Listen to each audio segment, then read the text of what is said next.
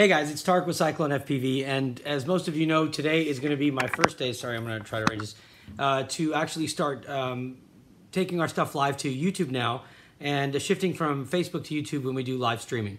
So bear with me, because I'm sure there's going to be a couple screw-ups along the way. I'm still trying to get used to this. But what we're going to do today to kind of introduce this stuff to YouTube and try to build up our audience there, is I'm going to switch cameras here real quickly, and I'm going to show you guys what we're going to be working on today. It's one of the new quads that I've put out, and I'm sorry, I'm looking at this, trying to shift the pictures here. So bear with me a second, and let me see if I can get this to work. So what you're going to see on the bench here, and the bench is a little dirty, I guess, but this is the new quad that we're talking about, and I've got to shift this camera. It's a little off angle. I've been trying to get all this stuff situated, so bear with me a second. And that should be... that's probably going to be okay. All right, so if I can just get it a little straighter, I guess, maybe. Let me see. All right, so what you're looking at here is the new Banshee that I built, that I've designed here, and I'm hoping to get this to sit still. All right, so that's going to work right there. So let me see if I can get this going. All right, let's see if that'll work. Okay, so what you're going to see here is this is the new Banshee right here. Now, this is the... it's somewhat of a, this is a little bit newer one actually, because this was a challenge to try to make this one. And this is the 5mm thick version. So I don't know if you can see that here, and I'll try to get it as close to the camera as I can. But you can see the entire quad. The gap there is about 5mm thick max. And that is running a 40 amp ESC. This is an ultralight, super thin. I'm gonna have to go ahead and say, unless somebody can show otherwise, I've tried to find it. But at 5mm thick, this is, I believe, the thinnest 40 amp, ready to go quad out there, and it took a lot of work to get to that point. But what we're going to build is something very similar to this one, and I'm going to show you. kind of what we're going at today. So what I've got is we're using the HGLRC F440Stack. Let me see if I can zoom out of that real quick. So there we go. So we've got the F440Stack. We're going to use the 1407 3600 motors. We're actually going to use the DVR Nano. And I'm going to go ahead and connect this because I haven't used it yet on the quads, and I want to get into it and test it out a little bit more, so we're going to use that as well. And I'll pick up the receiver and stuff in just a second.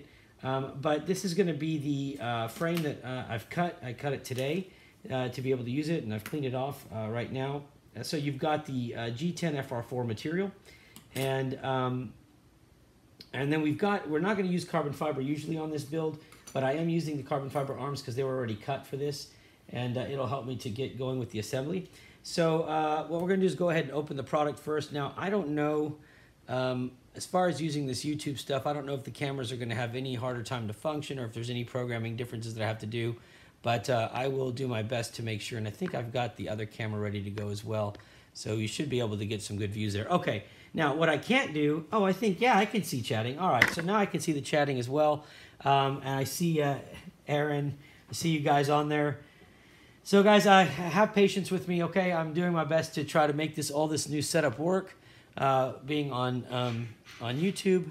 But let me see, I think I've got the last camera here ready to go. God, I hope this one works. Bear with me one second, and I think I can shift to it here. So let me do that one little second, and I should, there, all right. Perfect. Now, I've got my camera back. This one wasn't on for a little bit.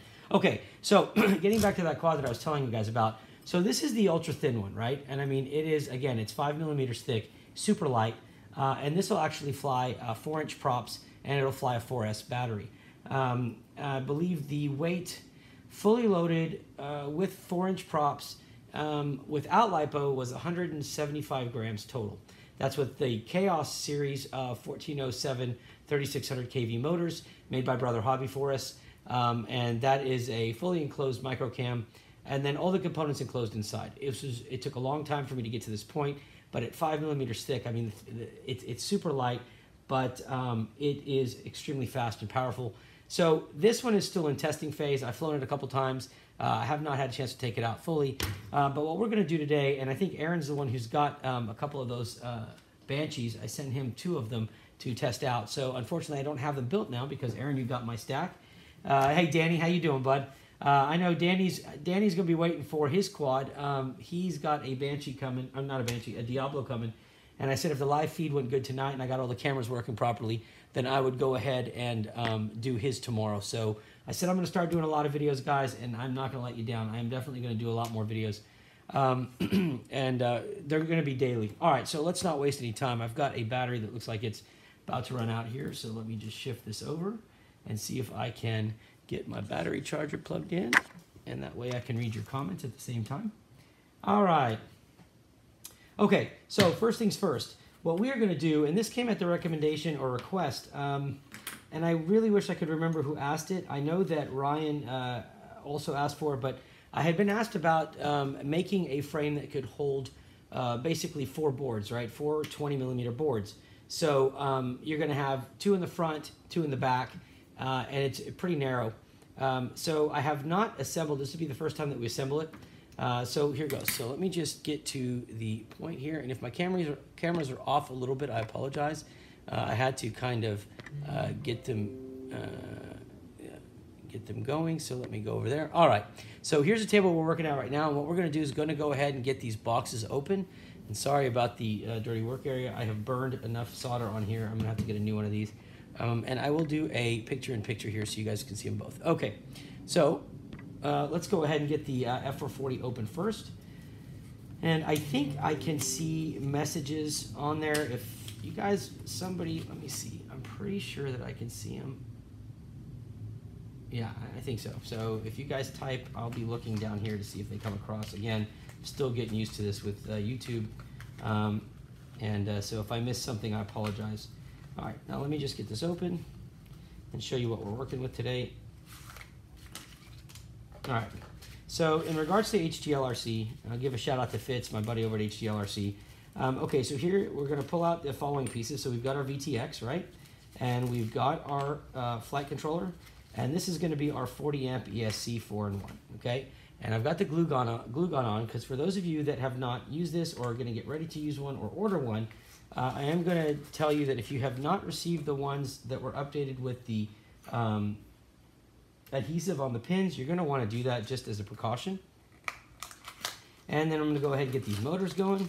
So we're going to use 4 of these 1407s, and I'm just going to set them here on the board so you can see them. All right, so there's one. The second one. And I think I have a notebook here of the builds that I did for Aaron, so I'll have to check because all my measurements and everything are in there for cutting the heat shrink and all that. But let's see what we've got. Now, I don't understand something, so bear with me and let me see. Okay, so I cannot, I don't know why, but when I tilt this thing, oh, there it is. Now, just leave it. This stupid thing. I'm missing all the comments, so let me adjust this real quick. Sorry, guys. Let me just adjust this because this way I can see. There we go. Fine. Now I can see the comments. So, yeah, it's going to be set up because I know that there's people wanting to run those, like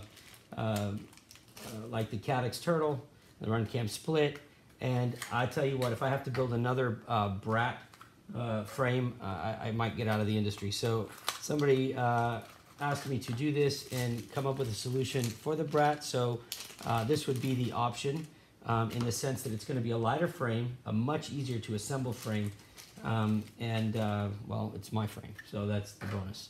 All right, let me get to the last motor, and then we shall get started. Okay, so motors are out, boards are out. The only thing that's not out yet is the DVR, and here it is. This is the Nano DVR right here. All right, so we're gonna go ahead and open that. That's a 20 by 20 DVR. It's gonna use an SD card. Now, this is my first time to try to use it, so this is gonna be interesting on this part. I'll review the wiring here in just a second, but I've got about 50 of these in stock, and I feel like now's probably a good time to get started. All right, so this is the Nano, very small. For those of you that want onboard recording, this Nano is gonna be a really good option, as is the one that I'm using on the new build, and I'm gonna put a video tonight. I drew it all out in CAD, including I drew the boards so that I can see exactly how they would fit, and I used the full, that's a 30.5 size, and it's got the VTX and DVD recorder built in. So I'm gonna put that online tonight and do a build most likely tomorrow with that, and then present the model to you as well. Okay, so we've got everything laid out, and what we're looking at is we're going to put these boards aside for a second, all right, and we're going to get to our frame now. So what I did on the frame is the following. There are some modifications since this one was initially drawn out. I'm just getting a piece of this dirt off here. Okay, so the first thing is that I gave you two options for buzzers, one in the front, one in the back. This is the back area here. And I also gave you 20 by 20 holes on the bottom, as well as 20 by 20 holes on the top. And this is going to be your battery plate. And I did cut, sorry, it's this way actually. And I did cut out here so that you can, and we will do this, you'll be able to mount the VTX, keep it flush, all right? Let me see if I can zoom in a little bit on that. So you'll be able to keep it flush, right? So I think you can see that there. It will not exceed, because your battery's going to sit up top there, but you'll be able to see your channel selection, and you also have a spot for your antenna to come out, all right? And so this is made, this entire cut is made for this VTX and this setup, although this is also made wide enough, because I did have some requests from Todd, for example, who likes to use the Zeus. Now, I did build this with the Zeus, and I believe that's the one that Aaron has, but he is going to also, I also just sent him the F440. Okay, so we're going to basically mount these like this. Here's your arms, and these arms do lock. So there's your, just like the puzzle. So the new arm lock, which we have, that's our patent pending on that one. This is the arm lock, and so basically it'll hold them in place tight enough so that when you put the screws in, you have no movement, right? So you've got two sets, basically like this, all right? So these will lock into place, and then we're going to use our frame. Now, I'm going to find my notebook here real quick, but when I do that, I'm going to, hey, Josh, listen, man, you get some sleep if you need to. I know things are a little rough right now, but hey, boy, I appreciate you at least giving some time up here, okay? And I do appreciate the rest of y'all as well. Now, I'm going to go ahead and prep this board, guys, for those of you that, and if I'm going to zoom out here just a little bit so I don't get off of the screen. And then let me get this one. Let me zoom in here just a little bit. Maybe you can see a little bit better like that. There. All right. So I'll keep this camera angle like this while I'm working on this. And then from there, we will shift over because you're going to get my big old bald head in the way. So I'm just going to go ahead and prep both sides because I'm really not sure how I want this to connect at this point. So this will be prepped with our flux. We'll go ahead and prep the VTX right now. I'm going to go ahead and prep the flight controller.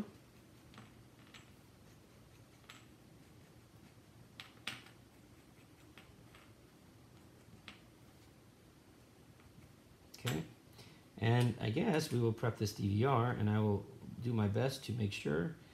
Let me make sure I see that right. Okay. This will be interesting.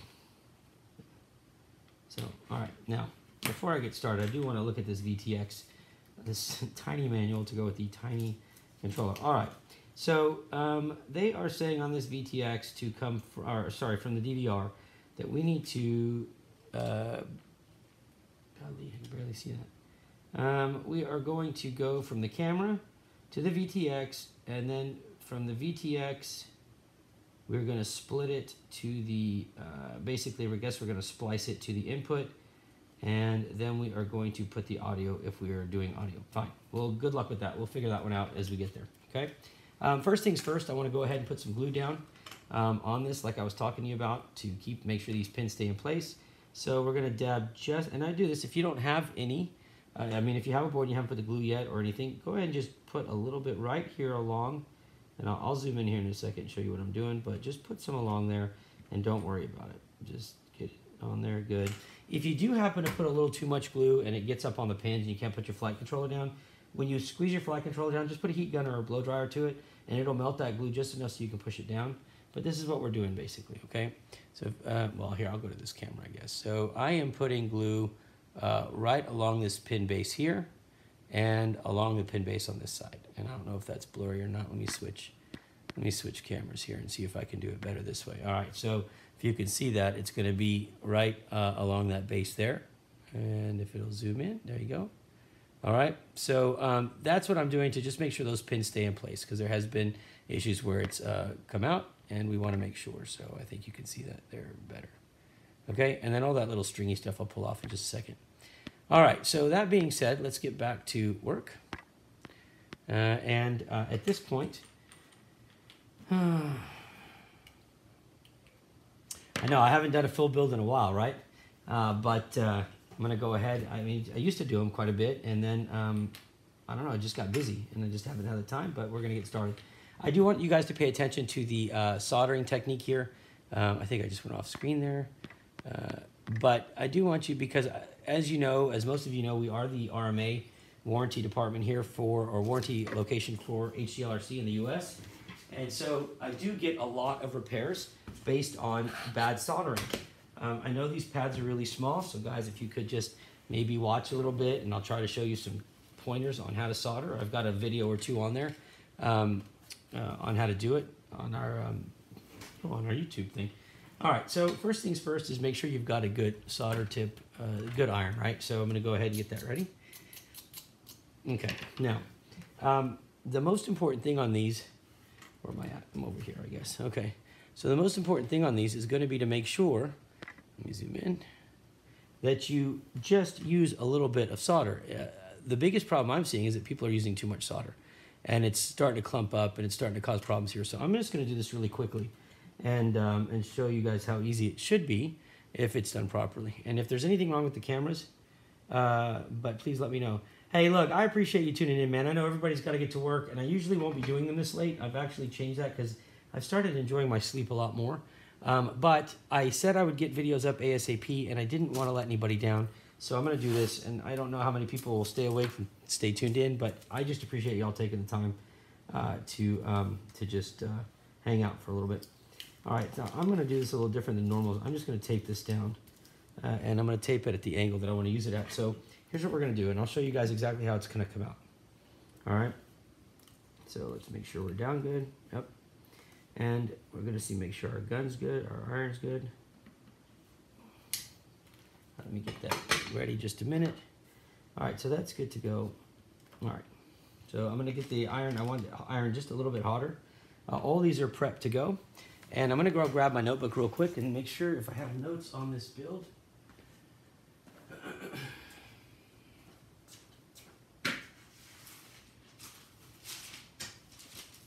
Okay, so I think I do. I think I got it here. Okay, so this is the Exodus Banshee-M345. Perfect. Got my notes. We're going to get ready to go. Okay, so I'm going to clean off the tip of this soldering iron, and we're going to get started. All right, and the first thing we're going to do is take very good care not to hold the iron down too long. It's about a 1 second thing. It'll be much quicker, and you don't have to cover the whole pad. But what you want to do is just put on your solder sparingly at the beginning. All right, because you're going to be coming back at it anyway with the wire. So just get it to where it's kind of prepped up a little bit, right? And then always put your finger. If you can keep your finger down, then you haven't had the solder iron on there too long. And like I said, don't worry about covering all the pads right now. It's not critical to cover the pads 100% before you get the wiring down. You're just going to get that initial startup going. So here, let me get going here. And you can always go back and touch it up. So let's get going.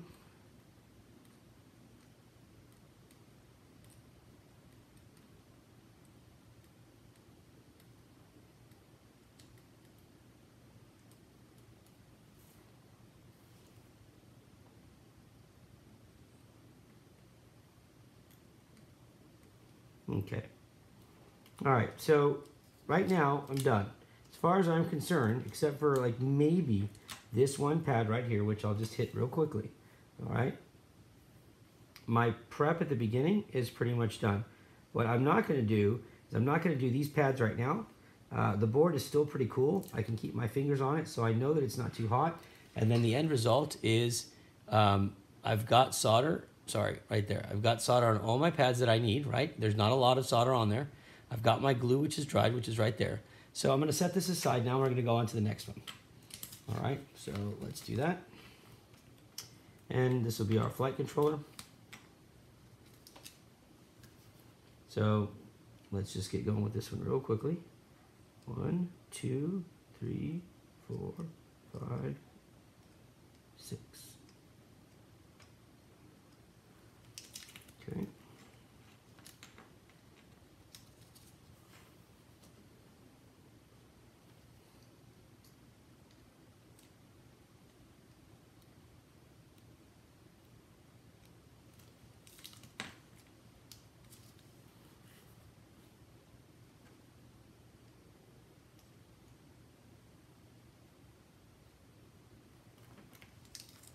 And I know that for our smart audio, we're going to go underneath. So we're going to find our TX6, but I'm just going to go ahead and, hey, Dustin, what's going on, buddy? Sorry, I'll look up every, hey, Julio, how you doing? I'm looking down, then I'll look back up at the screen here. So let's just go ahead and knock these out.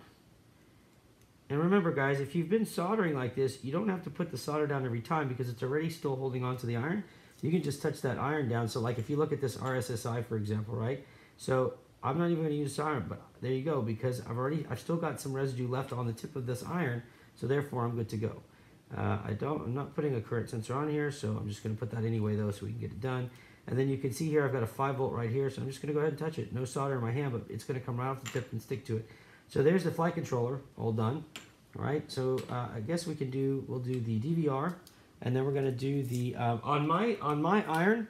I have the temperature at 360 Celsius. And I would tell you that you need to just touch it and go quickly.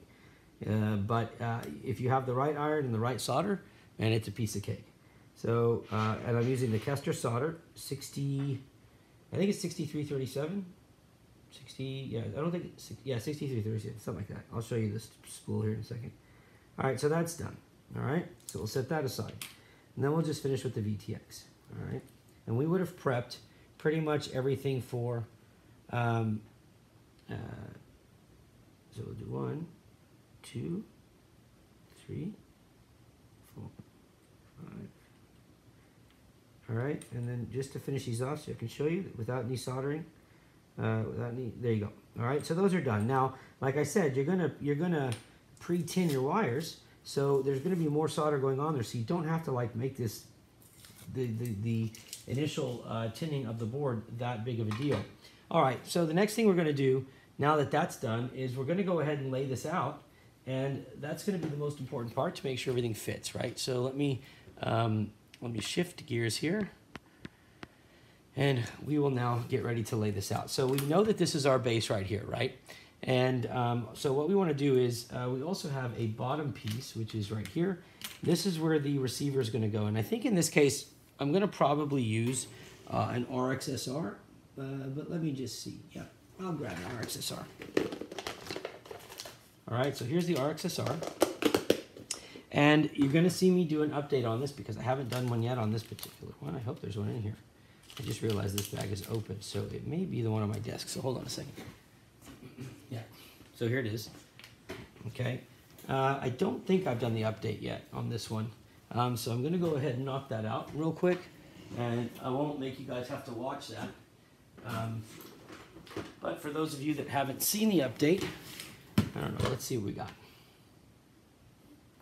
Welcome to Open. Yeah, 6337, that's exactly right. All right. Micro mode on. Okay, so let's go ahead and get the update.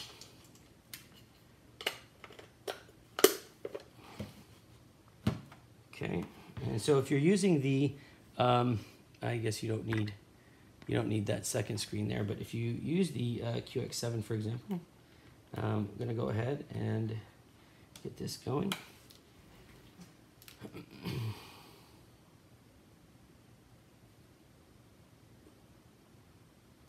All right, so let me hold down my menu, go to my firmware, and I have RXSR right here, and then I'm only going to do these two, so let me go ahead and flash that real quick. And hopefully, there we go, it's writing, and you can see the light working. So the way this board is going to sit is it's going to actually go on this bottom plate, which is going to mount underneath.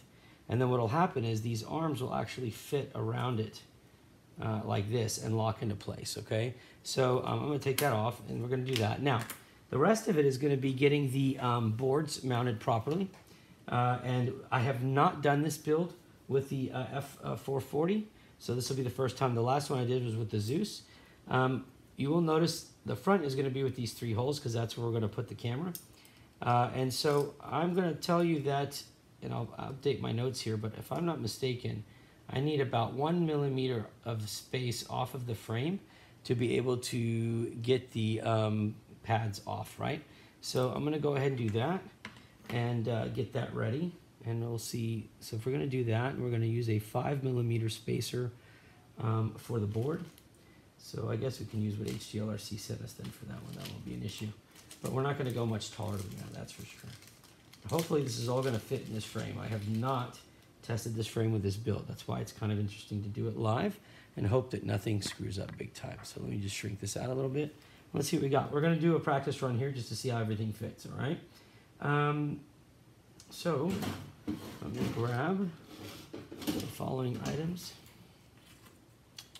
and I'll scoot this up a little bit. And we'll let that keep updating while we get started so we don't waste any time. Now this is their set of screws and stuff. I'm not going to be using these for the most part, but they do have some items that I need, so we can do this for, actually it's too long, it's going to take me forever. Let me just find it. Let's try a, let's see, 2 millimeters down, 4 millimeters down. We'll do a 14 millimeter screw and see where we're at.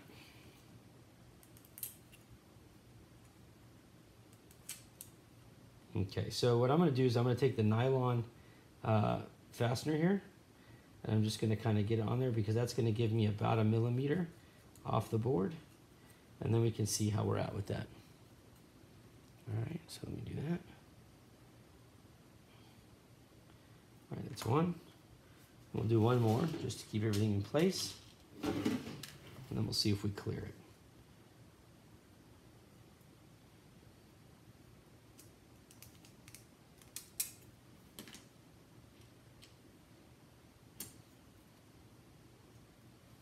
Oh, well, let me finish the second update.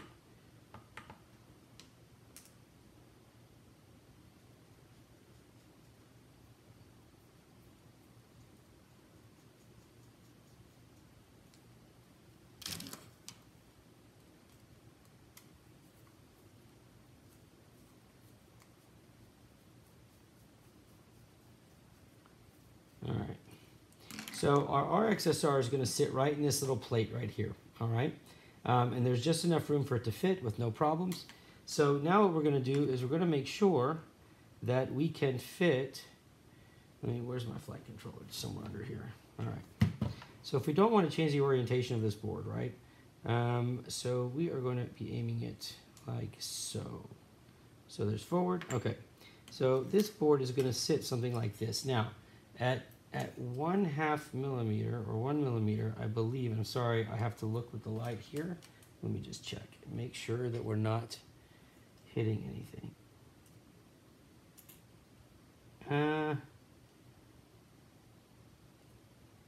It looks to be okay, I guess.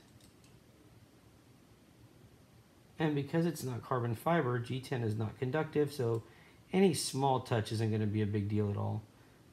But that looks actually pretty good. So I think we're good with that. So then we'll go ahead and test the total height with the flight controller in. Make sure that everything clears. And while that's doing that, the RXSR is still being updated, so we're still in good shape there. What's the tape on the hex driver? You mean this stuff? That is because I have everything color-coded. I mean, if you could see here, like this, you know? So if you look at these screws, you see all the colors that I hand color? Yeah, I sit up here, right? And I think I've told you guys I do these by hand. So I just take 1,000 screws out. So everything in my shop is color-coded. So I can tell you exactly like what color means what size screw, what size screwdriver, and so forth. That way I'm not trying to separate all this stuff and having to measure everything. So my screwdrivers are done the same way so that I know which one to grab because I have 100 of them sitting in front of me. And they're all the same color. So unless you read the size, which they're not ever turned the same direction to where I can read the size, then I just know to grab by the color. Just makes me work faster, I guess. All right, so there's our RXSR. So we're gonna actually now get to measuring this and make sure that our flight controller fits without any issue. All right. All right, so there's our flight controller going on right now. And I believe that those screws are gonna be just long enough to have everything fit properly. Let me just make sure. All right.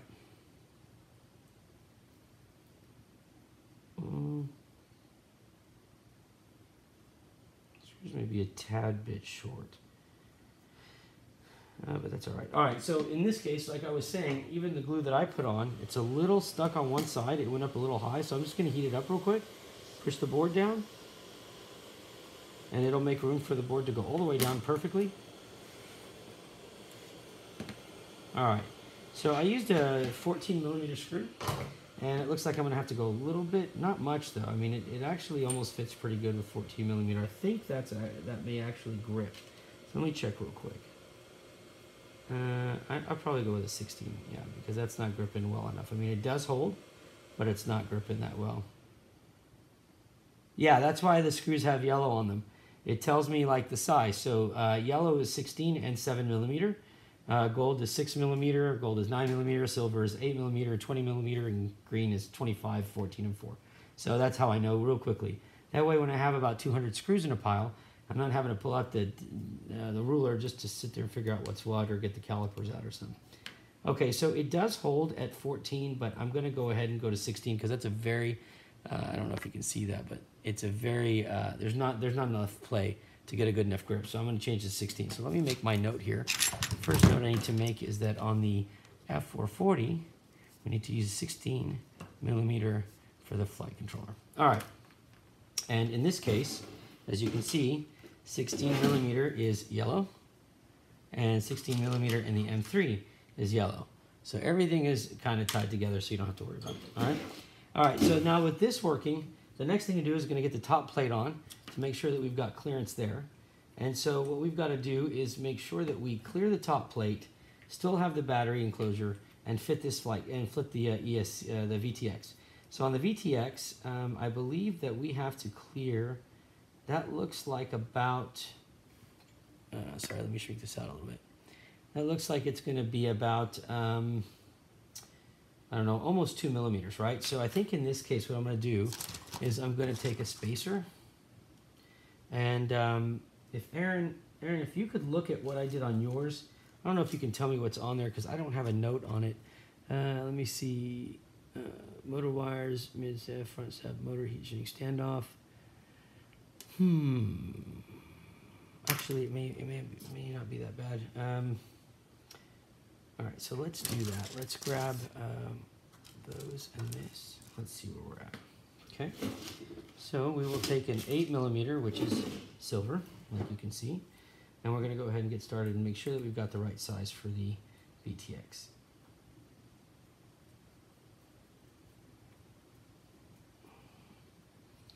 All right, and I don't believe 1 does it, but I think 2 will. So I'll put the spacer down here. And I'll use another 8 millimeter on this end.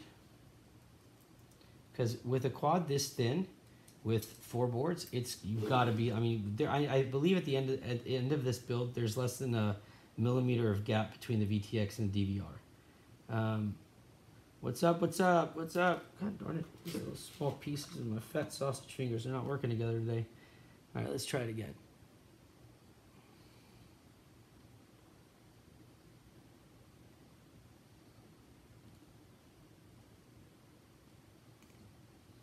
All right, today this thing hates me. Hold on.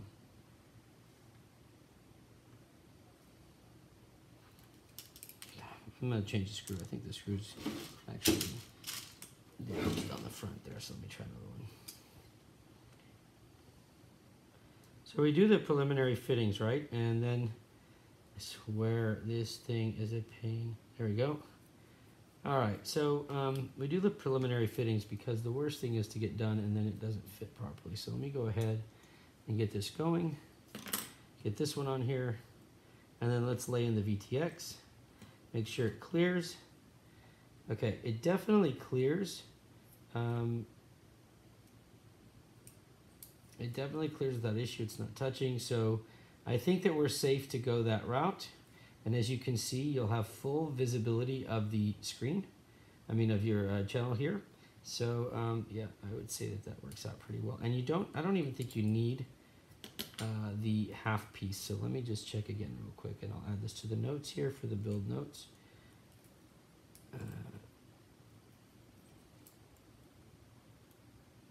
No, it's pretty solid right there. So yeah, we've got nothing touching. So I mean, we've got one piece touching. No, we will need it. All right. So we are going to need it because we've got one piece touching. So I'm going to go ahead and put that on there. So let me make a note here. So we're going to use, for VTX, we're going to use a nylon fastener and spacer. Okay, let's go ahead and do that.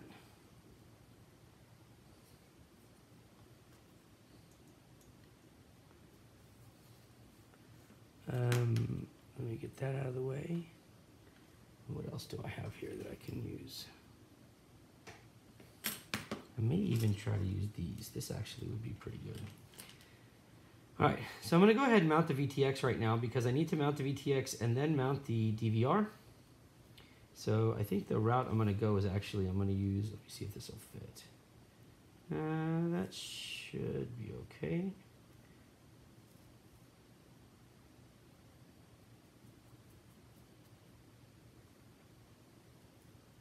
We'll go ahead and put all 4 in here right now so we can get this mounted and going.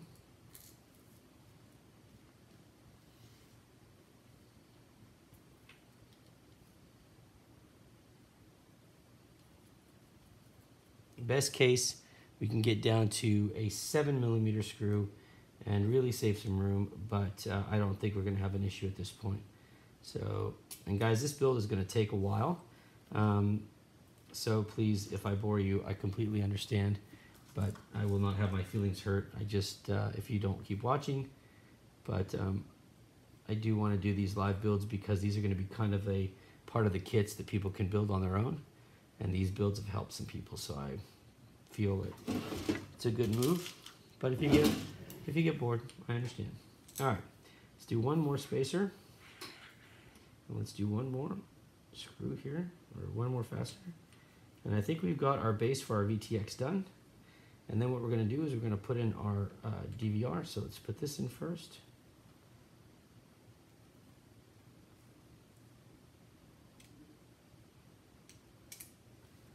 Yep, that's clear. That clears perfectly. So yeah, it'll be one nylon spacer and 1/2mm steel spacer. Let me put that on the notes. Okay. All right, so there we go with that. And now we'll go ahead and put our nylon fastener back on to close it up.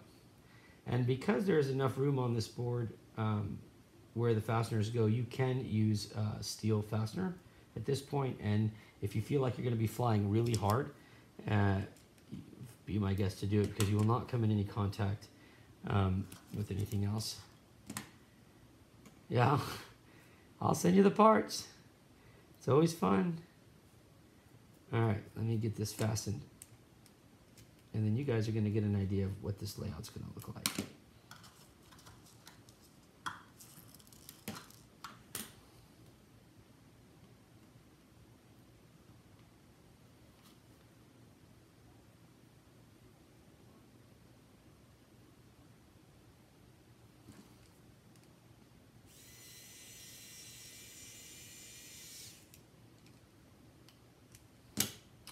Oh, you know what? Sorry, 1 second, guys. Where is... Hold on, sorry, my apologies. Oh boy, where'd it go, where'd it go? Okay, all right, here we go. Sorry, I have to, that's for my sons there, my son, Jaden, who's a big Lego fan. I told him I'd have my guys watching tonight, so they're right there, and give a shout out to my son. I know he's not up watching this, but at least he knows I kept my word. My Lego dudes are gonna be making sure I don't lose my stuff. All right.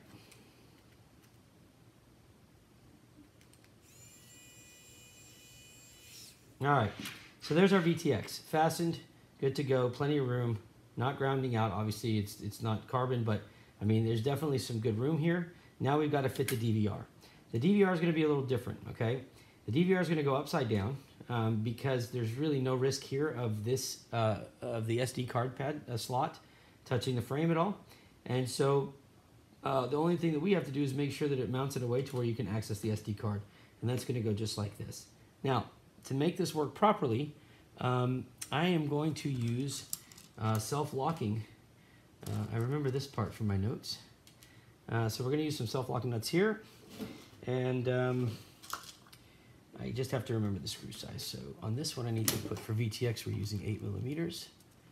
And for the DVR, we are going to use, let me see, probably use 8mm. We'll try that. See if 8mm works around the board. I know.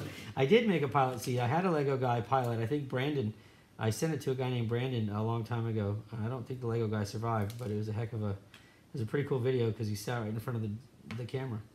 All right, let me see if this is going to be, this may be too long, but let's just see real quick.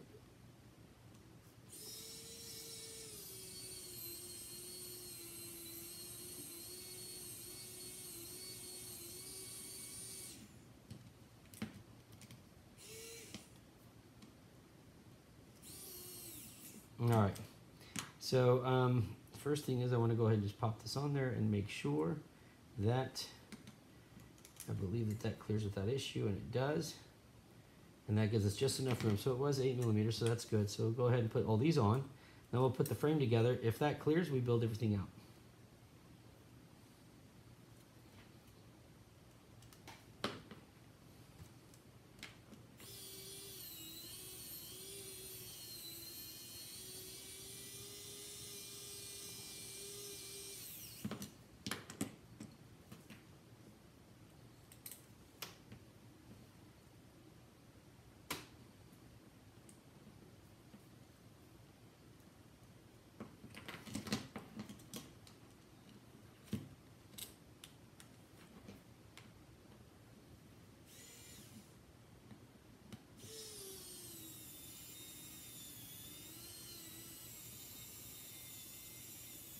Sounds like my screwdrivers had better days here, but all right, all we got to do is have it last one more time and we're good to go.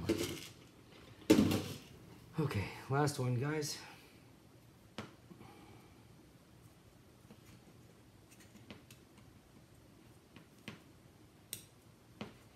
And this should hopefully accomplish the task of having four boards, okay? So I would really, and I can tell, and you'll be able to see this because I have a build of doing that brat live. And you'll be able to see this and see how much easier it is once you build it, how much easier it is to get everything to fit properly. But let me go ahead and get this going. All right, so if everything goes well, this should now fit perfectly just like this. And it looks like it does, and so the challenge will then be to just put everything together. And let me just check something out here. Yep, that's it. So let me go ahead and put these fasteners on, and then we can test it and put the frame together and make sure that everything closes.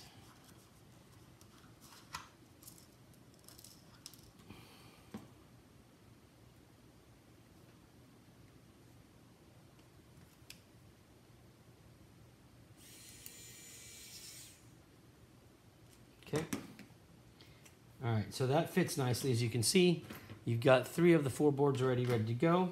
And our goal now is to sit this one like this and clear just enough space. So what we have to do is we have to look at the overall space that's left, and I believe it should fit within 10mm. If I'm not mistaken, it should be a 10mm. I think I'm gonna stick with purple too, because we've got purple motors, we've got purple everything. Let's just go ahead and do that, all right?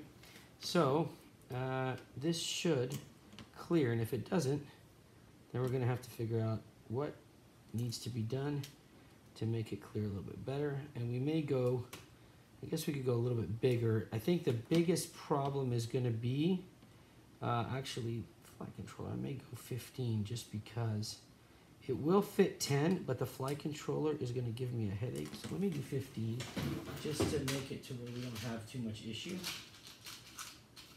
And 15 is still going to be a super thin. Hey bud, how you doing, man? Yeah, thanks for joining us for sure. I appreciate it, and I believe 15 is going to be perfect. I know 10 fits, but it will take a change to make that flight controller, to make the ESC, sorry, not the ESC, the USB section go right. So let me just do this real quick, just so we can get an idea of where we're at. I want to show you guys what we're working with, and then we can take it from there. And I'll still, like I said, 15mm will still keep it thin. Now I do have this quad down to 5mm, which is what you saw me pull out earlier, but that is not with 4 20mm boards. All right. Now with the Zeus on board and 1100 series motors, this could be easily 8mm. But this flight controller, the USB, is what's keeping me about 1 millimeter off. And I'm not going to mess with it right now because I think the kit would be a little too difficult. So, all right, well, at the way this height is, I could flip, I guess I could flip it around, but I think still at 15 millimeters I'm going to be satisfied if this was a do-it-yourself, because it's going to be a little easier to function around. But this is what you're looking at right here. It's still pretty thin, but to give you a comparison, and I wish I could take the props off, but if you look at the two, look at them from the back view, I guess, you'll see the difference. 5 millimeter is the top one, and 15 is the bottom. So this is the ultra thin, but this is an extremely hard one to put together. The soldering took me 3 hours because everything is wrapped underneath. It's real pain. But we're going to make this one work with a 40 millimeter, and then what's really important about this is you could then make this a 5-inch quad. This is what would happen on the 5-inch quad. Anyway, so you're still set. So here's what the look is. I'll go ahead and finish that up. The only difference on the 5-inch quad is the arms are cut. Since this is a modular quad, the arms are just cut for 5-inch, but the same body's used, so you don't have to sit there and buy anything else. All the arms are interchangeable. You can go 3, 4, and 5 on this. That's why the model is called the Banshee-M345, because you can fly either one, and you can change the height configuration based on what you're using. Let me go ahead and make sure all this fits. And it looks like it's going to be without any problem, so that's perfect. All right, and I think I'm going to stop here as far as putting it together because I need to wire it. But I do like the way it's fitting. There is plenty of room at 15 millimeters. It does fit at 10, except for that USB. And most likely I would have to make a change on this frame. But even at 10 or at 15, I'll take it. So let me just put this one on. All right, so that's part of what you're going to be looking to build. Okay. All right. Now with that done. Let's get going.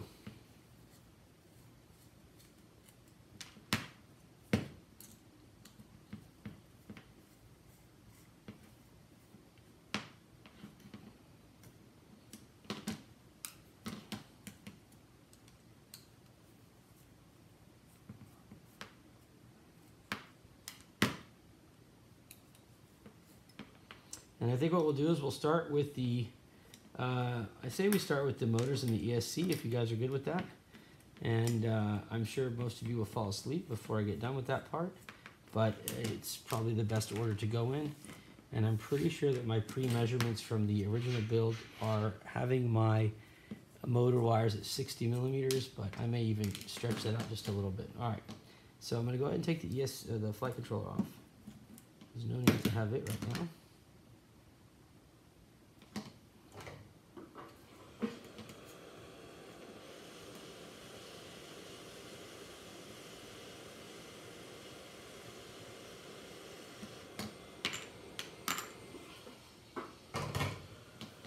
Okay, let's go ahead and get the arms on.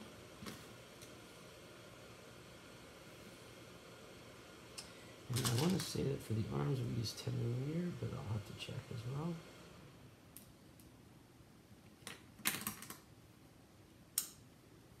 No, that may be too long. Hold on.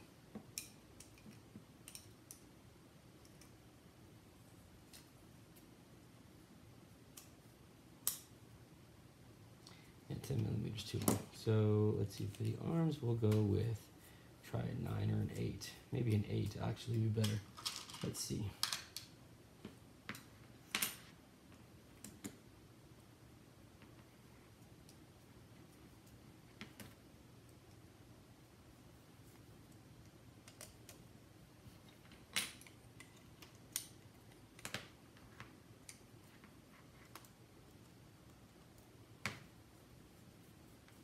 Okay.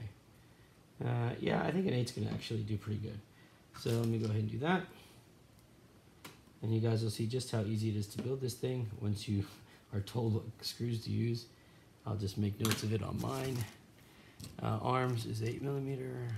Arms 8 millimeter screw. Okay.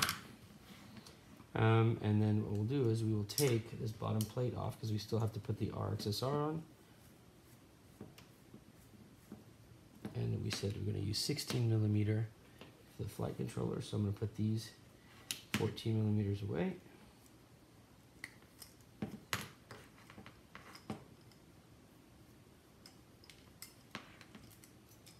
Okay.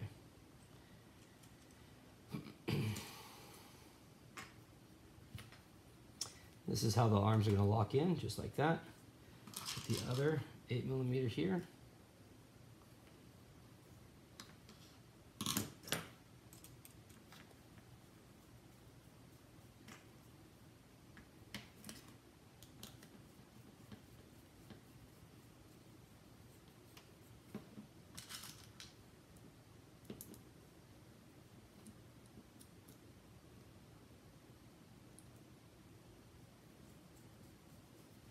All right. Now those are in place. Put the other ones.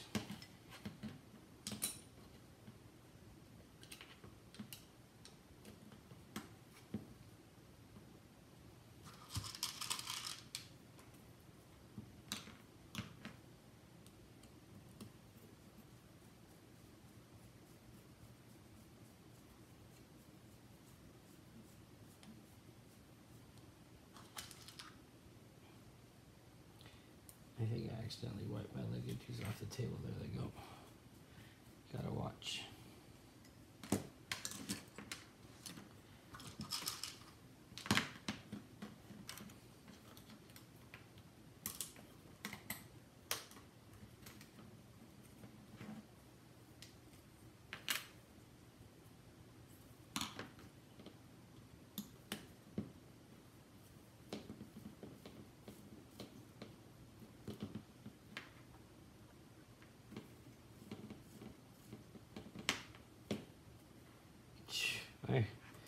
Hey man, I work all night too. Let me tell you, it's pretty interesting when you're up and nobody else is. Well, you get a lot of work done. Nobody bothers you. I guess that's the best part. All right, so we're gonna get rid of these 14mm screws. We're gonna go with 16, which are the yellow. Okay, we're gonna pop this piece off here because we have to get our RXSR on that. We're gonna go ahead and put this last arm on.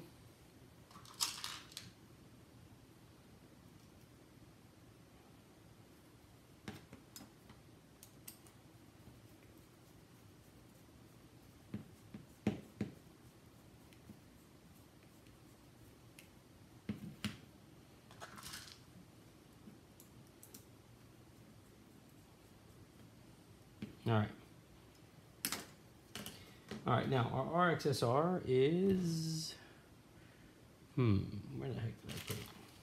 Here it is. Now, normally I would not leave this plug on here, and I'm not so sure I'm gonna leave it, but I'm gonna see how much room I have first. But it is designed to fit perfect like this, and you should have no problem, but I wanna make sure I clear where the flight controller and the ESC are going, so let me pop this on here real quick and make sure that I can make that all clear without any issues.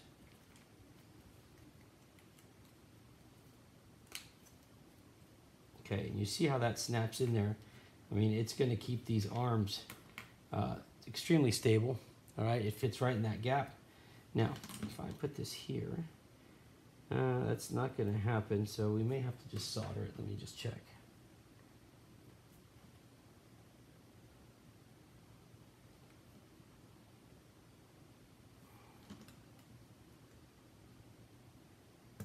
Well, you know what? I've got plenty of room on this build because it's so high. So I think I'll just do that and call it a day. All right, so in this case, what I'm going to do is I'm going to go ahead and put a double-sided tape down. Right, so let's cut a small strip of tape. Oh, somebody took my scissors, so give me a second.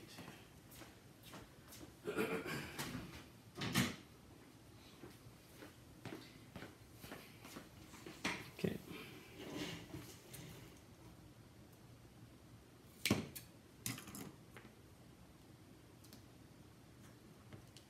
Perfect. That tape should fit right in the gap right there. Okay. Just like that. And then go ahead and clear that off.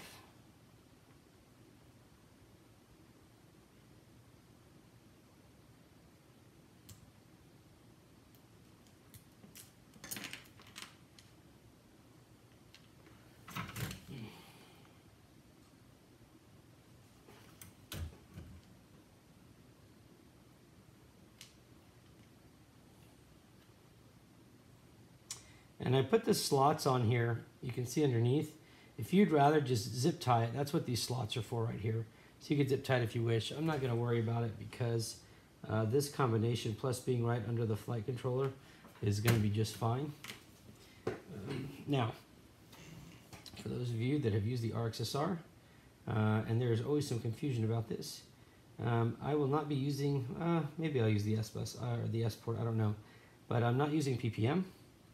So I'm going to go ahead and remove cable here.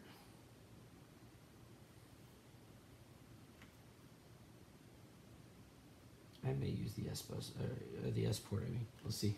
Save your cable though, because that's a good wire to keep using.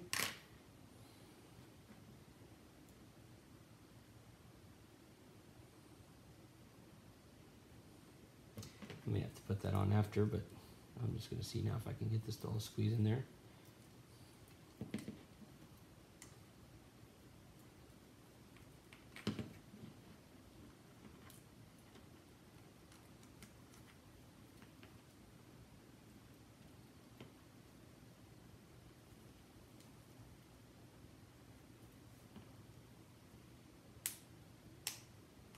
Perfect. You see it'll pop in, there's no problems, everything clears, right? You got your place for your wires here, for your antenna, and there's your receiver, all right? Now, given that we're going to lay this out, and I believe it was this direction, where's my flight controller now? Here it is. I want to say it was like that, and it is, yes, okay. So, this is going this way, all right. So we're going to set this and actually prop it up 5. So we can clear that plug, and then we will plug this one, which will give us 16, so 20. So we'll go a little bit taller on the screws here. So let me see, we're going to use 16, so I'm probably going to go to a 20. See if a 20 will fit with no problem. Now, if you take this plug out, you can shrink it really down, and on the super thin one, that's exactly what I did. Plus, you have all this room here that you can mount it on if you want to. For right now, let me just make sure I get this thing done. So let's see if this will work.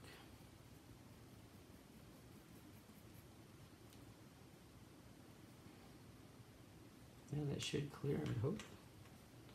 Let me make sure. Yep. Okay. So if we do that,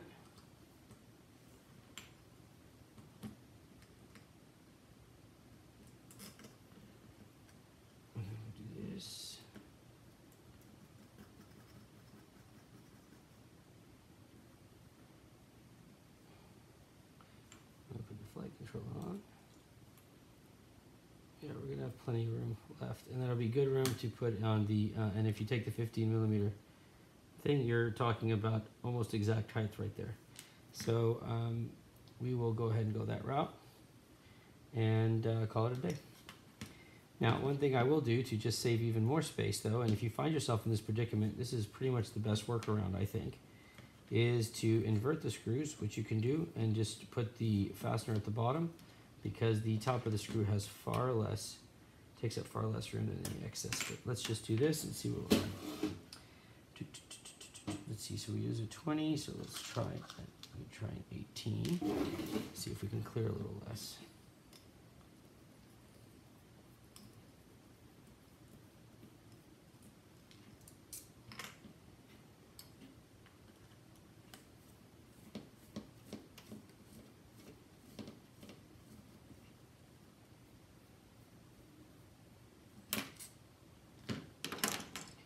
Okay, so take the 20, put that back in the drawer. 16 can go back, and we'll go this route.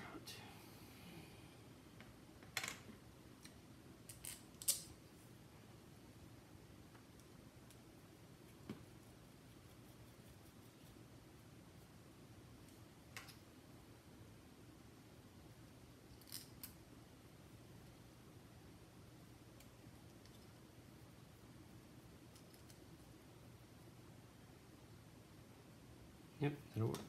All right.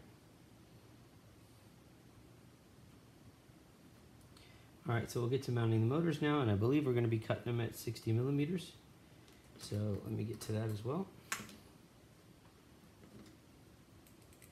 and then I'll go ahead and invert these screws when I'm done. You'll see exactly what I'm talking about. It'll come out pretty nice, and you'll save yourself some room. All right, so first thing, let's go ahead and get this ESC put on once and for all so that we can get the motors wired up.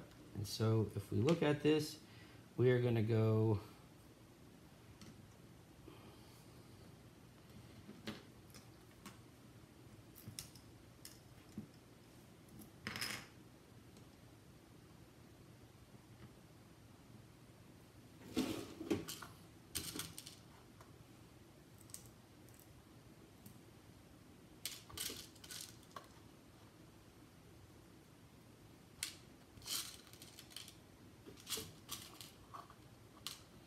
use a 5mm for this one.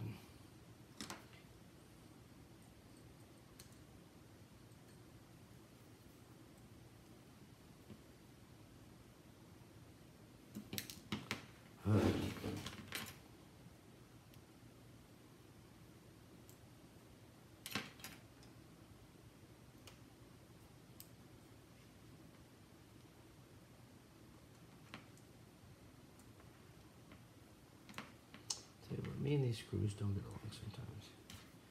Let's see if that'll do it. All right, so we will measure from here. All right, so we know that the ESC is going like this, and we want to be able to zip tie it down, and then come in, and we'll come around like that. So I would say that we are talking about this length, which is going to be, let's say from the motor you're talking about, I don't know, I mean, I said 60, but I'm going to go 65. I just feel like if there's any error on the wire, we got to have some room. And if not, we can always tuck it away. So let's go ahead and put this away. And then I believe I have a 65 heat shrink, so let me find it real quick. Makes it easier when you've got a preset length somewhere here, and this is 60. I need 65, 68. All right. Well, if I don't have 65, I'm going to cut one right now. So let me grab this one. And that's going to be 70, so we'll go 65 here.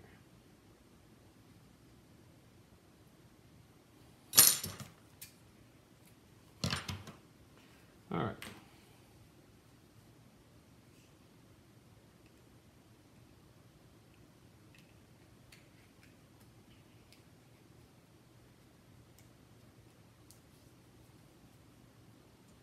Such a waste for such a small amount to cut these wires.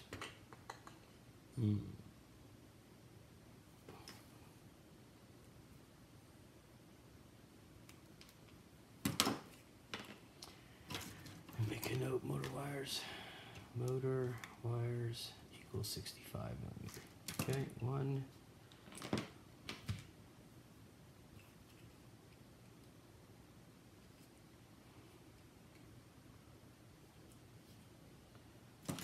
2,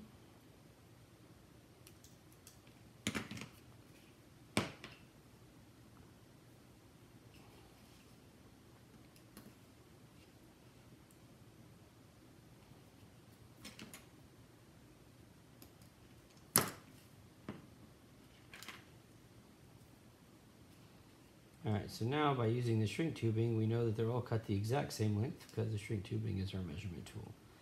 So at 65, they should all fit exactly the same, and the pattern will look exactly the same. So remember, keeping things in uniform is kind of critical. Alright, so let me get this junk out of here. Let's clean off the bench a little bit, and now it's time to start our soldering and our pre-tinning and all the other goody stuff. So let's get all this stuff away, keep my Lego man right here. And let's pre-tin these wires real quick. Remember guys, you don't need to strip that much off, so just make sure, just minimal, about 1.5 millimeters, maybe 1 millimeter even, just somewhere around there, nothing more. Once you pre-tin them, you'll be just fine.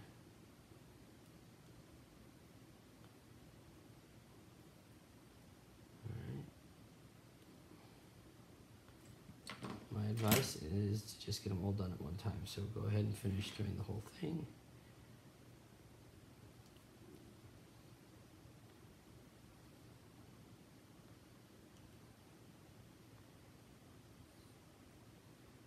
All right, 2 down, 2 to go.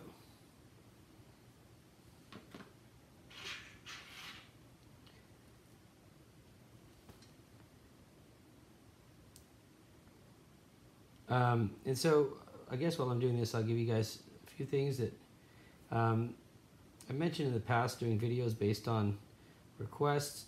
So go through the website. If you have time, go through my website.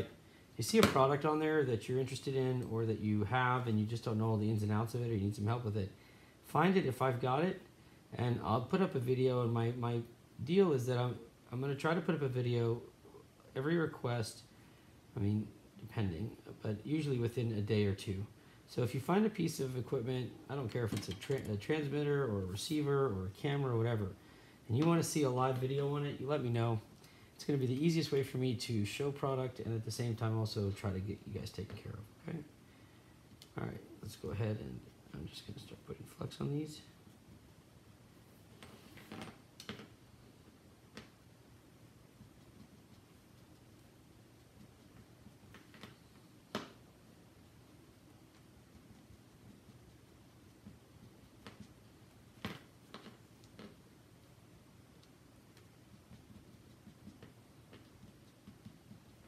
Okay, I'll twist them up,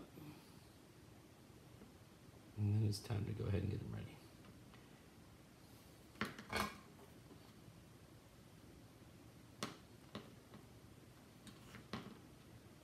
And normally I use those alligator clips and all that, but I'm trying to go through this so we don't kill too much of your time, but I am going to have to switch cameras so that you guys don't get staring at my ugly mug head the whole time. So I'll give you this camera right here so I can use a magnifying glass.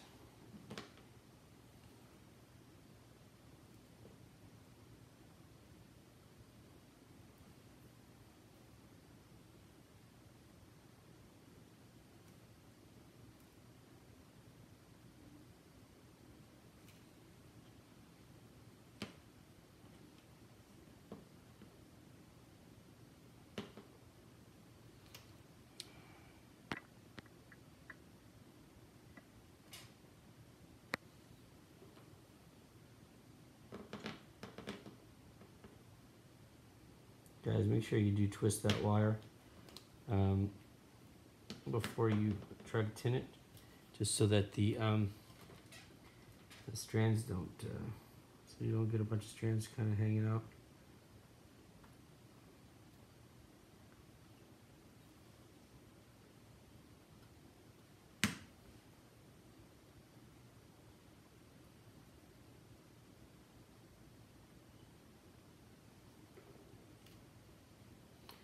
One, two.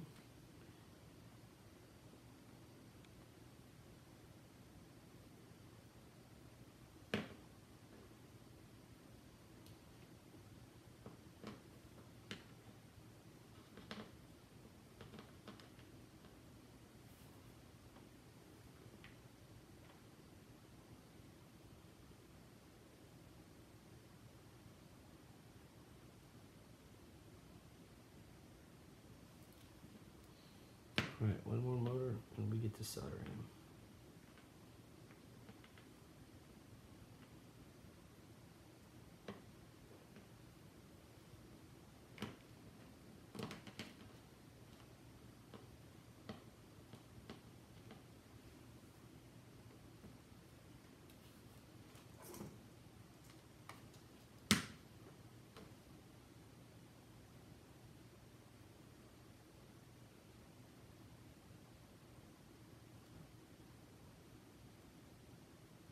Okay, those are all pre-tinned, so we're good. Now we're gonna go ahead and take a, oh, let's see what color we're using, purple. So let me see if I've got a purple I can use.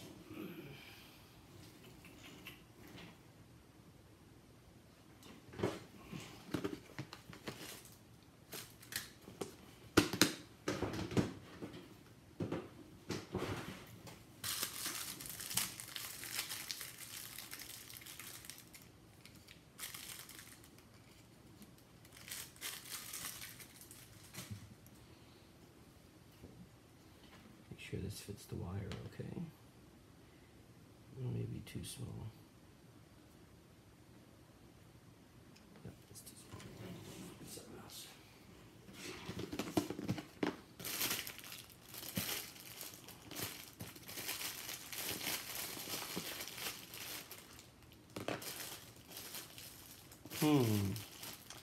Well, I don't think I have another purple that's going to fit, so we'll have to go with a different color.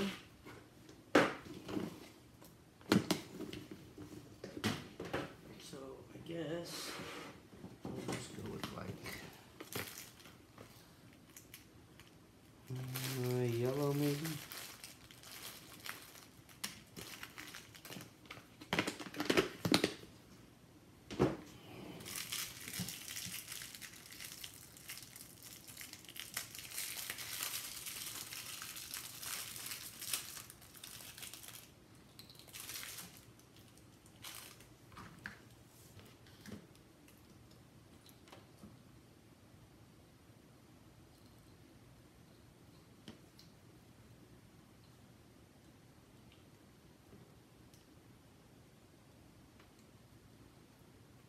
Okay, so we're going to take half that length. So let's see where we're at. This is a 40 millimeter. Actually, I'll probably go 30. I hate wasting that. Actually, I'm going to go 20 because I don't want to waste this. Let me just go 20. It'll still come out just fine, but I don't think that 10 millimeters is going to make much of a difference. So I'll put down on there 30 millimeters.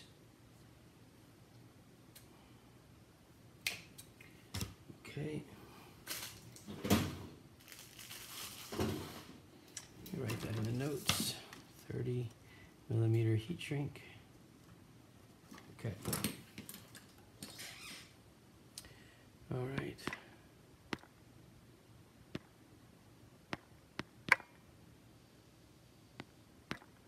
Let's shrink this down a little bit. All right, let's get going and heat shrinking these motors.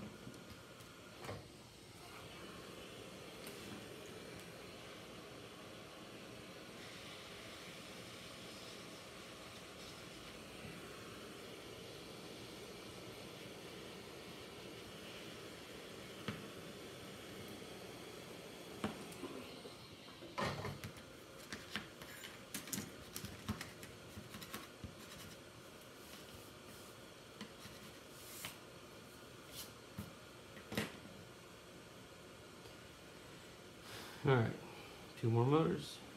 We're ready to go.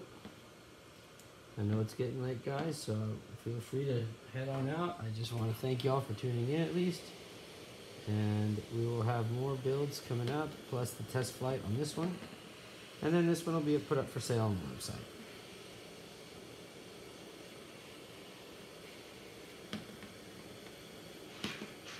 All right, last one.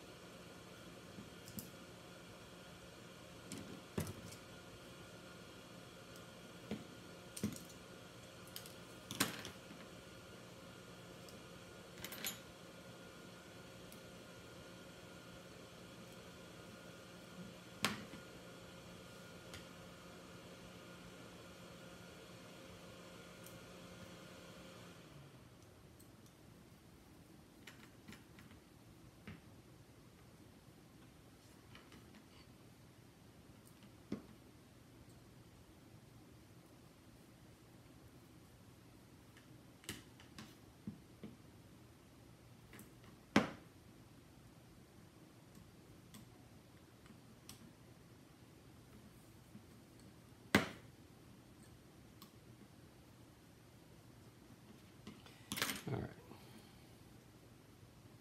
Yep. I'm going to go ahead and make sure you do your zip ties the same. So we're going to pull them all to the center, keep them looking good and uniform.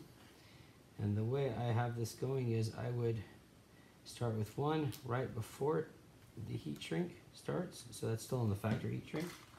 And then I would do another one right about here.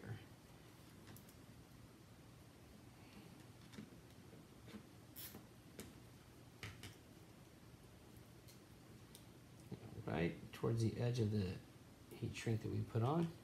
Keep everything in line. Make it look good.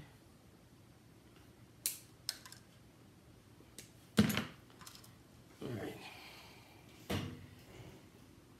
And we're going to go ahead and put this on so we can see exactly how it's fitting.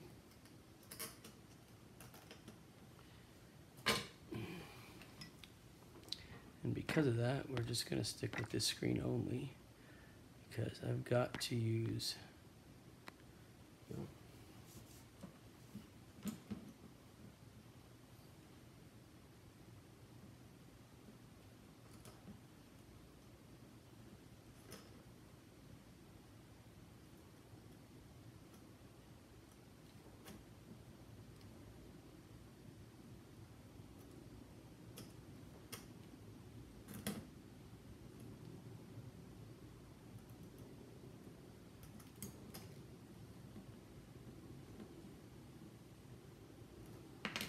okay.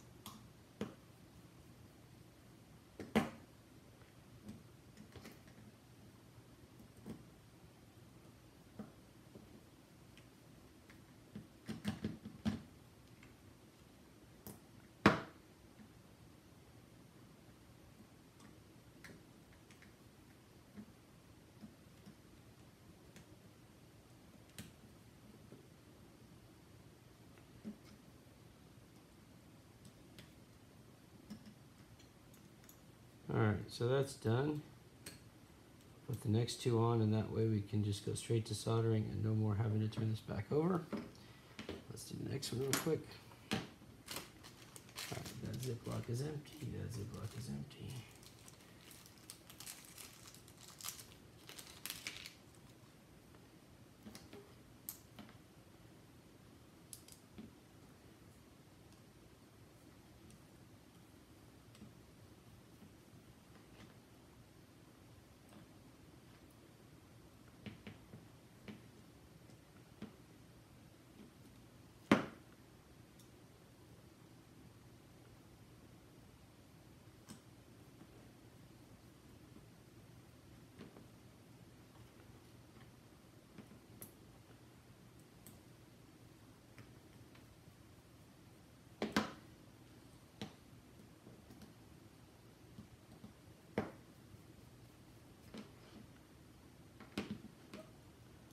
Alright guys, last motor.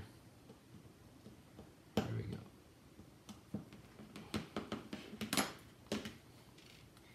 What do we got?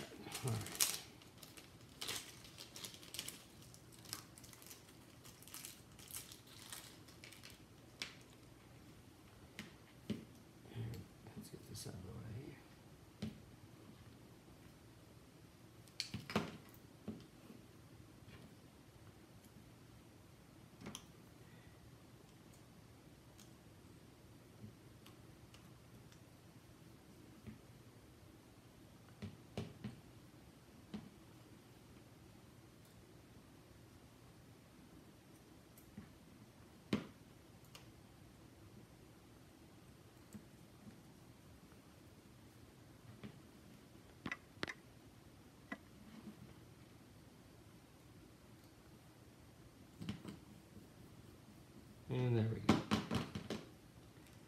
Okay, so we got our four motors on. Now we're going to go ahead and zip tie them down because I want to make sure everything fits. So we'll go to our motor number 1. Remember guys, keep the pattern the same. So we're going to go right above the yellow heat shrink that we added. So that's going to go in line with here. We'll put this right here. And then we're going to go right above, right before the heat shrink that we added ends. So I'll show you this one.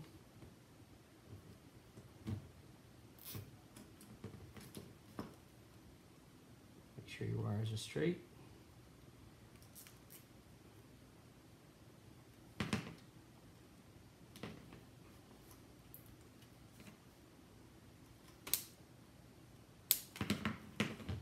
These two should look pretty identical now.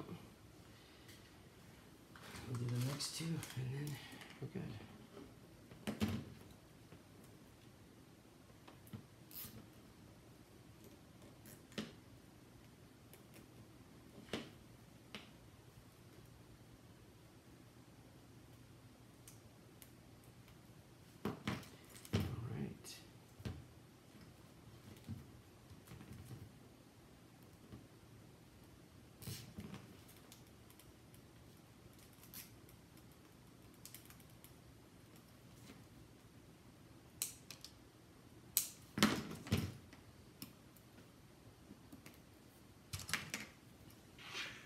Alright, last motor to zip tie.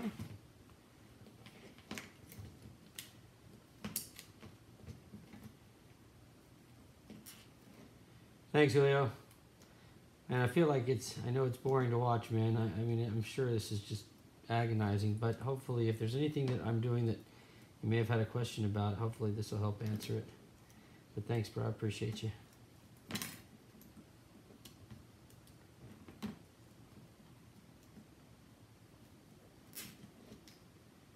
Let's get this last zip tie on there. There we go. Okay, so now we've got all 4 motors looking uniform. Now it's time to get the ESC done. And to do that, we're just going to go ahead and continue our soldering, but we're going to, what am I hitting here? I'm hitting something. There we go. Right, I'm going to go ahead and screw down one end of the ESC so that it quits bobbling around. And we can finish this job once and for all, right? Alright, so let's go to this camera only so I can use the stuff here. And let's get started.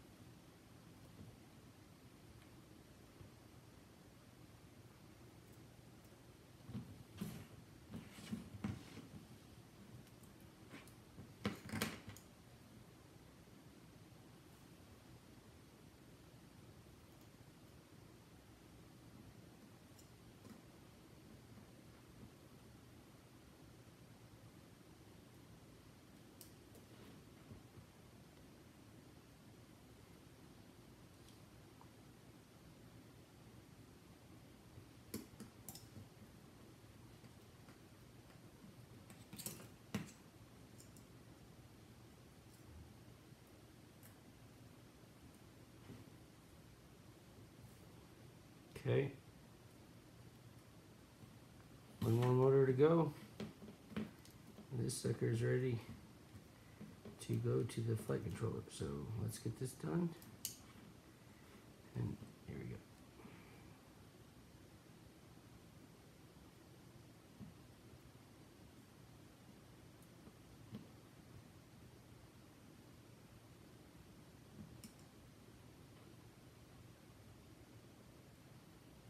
Now if you'll notice, I left the wires longer than usual, but that's because I have a feeling I'm going to make some changes down the road. Alright, so if you can look at the pattern now, what I wanted to do was try to keep, you guys know me, you've seen me do builds before, I try to keep everything at least in the same pattern to where it looks mirrored as best as I can. And so what I want to do is try to have a good mirrored look. And for the most part, it's somewhat mirrored, I guess. All right, so there's our motors. Now I'm going to go ahead and prep the battery LiPo pads.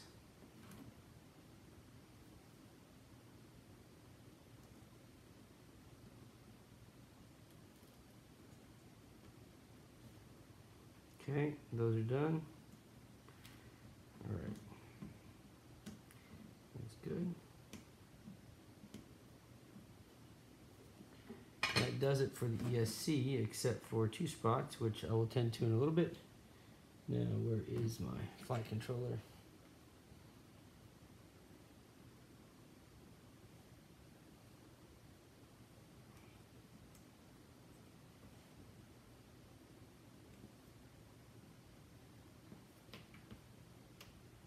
Okay, that looks good. Everything there looks good. Alright, so we know that our VTX, now because of the height of this quad, we could actually just mount the VTX straight off of the board, but I kind of like it where it is. However, we do need to get the wire over to the flight controller. So what I'm going to do is, in this case, I'm just going to go ahead and run a wire off the flight controller now for the smart audio. And there was this one wire that I pulled off of the, matter of fact, I'm going to pull this one off too, so hang tight a second, let me see if I can even get to it. I think I can. So I'm going to get to this receiver here under the flight controller. I'm going to take that set of pins, or that set of wires there, and I am going to go ahead and take the smart port out because I won't be using it since the update allows me to run RSSI on the channel 16. We go ahead and pull that would be yellow. Twist these, and then FrSky uses really good quality wire. So save this because that's what we're going to use to pull our smart audio to our VTX. So we'll use the yellow for that. So on your VTX, on your flight controller, what we're looking for, man, you guys can't see that. Hold on. No, let's just do this. Okay, so what you're looking for on your flight controller is TX6, which is right here, right? But because it's on the bottom of the board, I'm going to go ahead and just wire it now. This way I can mount the flight controller and not worry about it. So I'm just going to do that. Matter of fact, I'll probably just pull out the power while I can.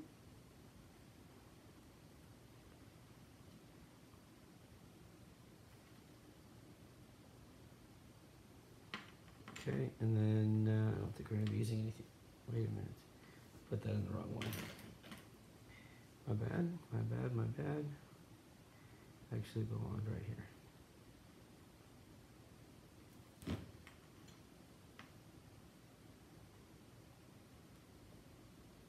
Okay. That's done.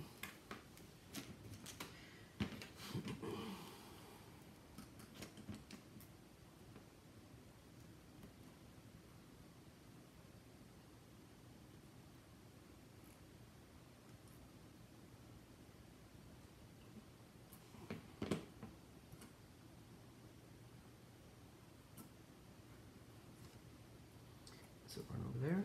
This is good. This one's good. We've got 5 volt coming for that, so we can now go ahead and plug in our receiver.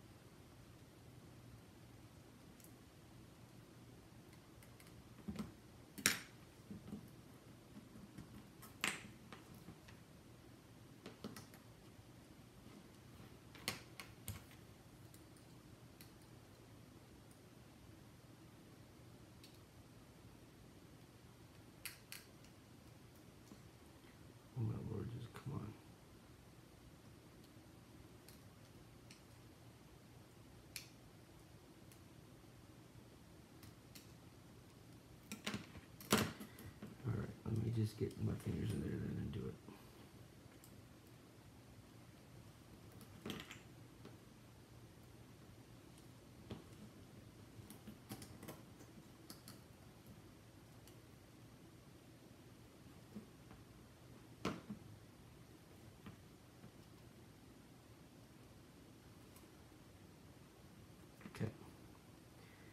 I'll teach you. Take the wires you don't need out ahead of time. It'll be much easier on you. Alright, so let's go ahead and on our flight controller now, so we're going to go with 18s upside down. So the way that's going to work is we're going to take our flight controller, wherever I just put it, here it is, and we're going to go ahead and put our screw in upside down like this. Then we're going to go ahead and feed our spacer, and you guys can't see that, damn it, I'm sorry. Okay, so by doing this, you're going to save about 1 millimeter or 2 off the top, which in a case of a small quad is extremely important. So invert your screws. There's no harm to anything. Doesn't cause any less stability. So let's do that.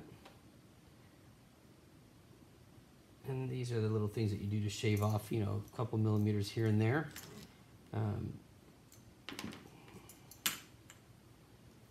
When you're trying to get to a really, really light or small quad. Come on, get in there. Oops, there's something I messed up in there. I guess I'll just do this.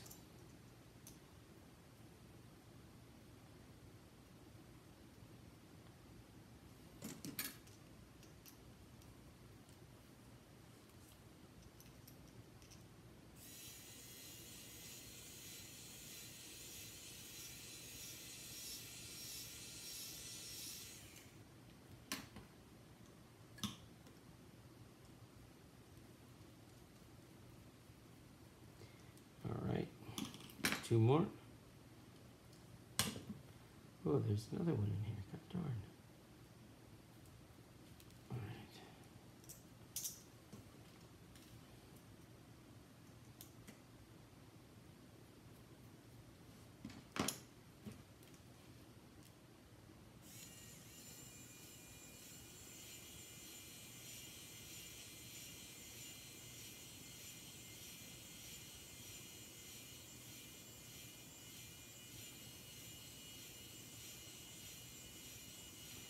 I mean, it's automatic, but boy, I swear it's extremely slow.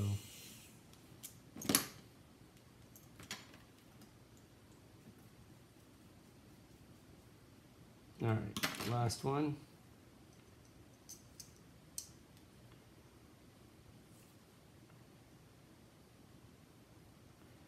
This one I'll just do like this.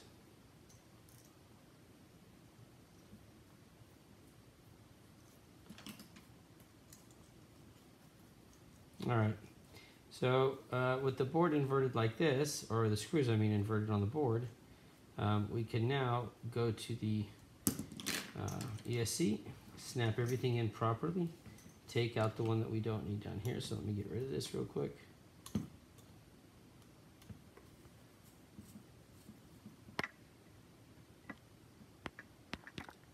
There.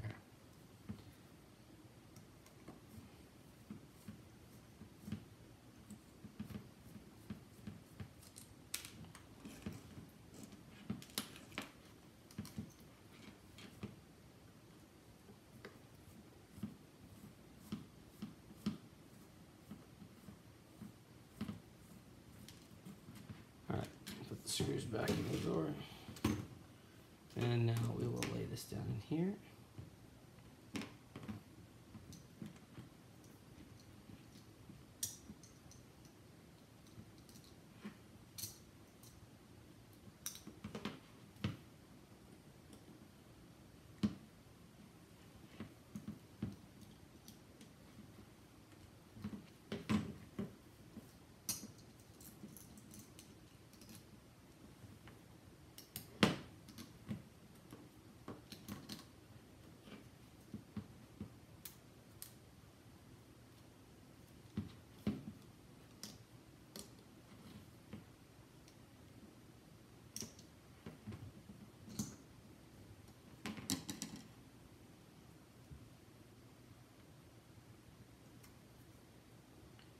Go ahead and put your next spacer in.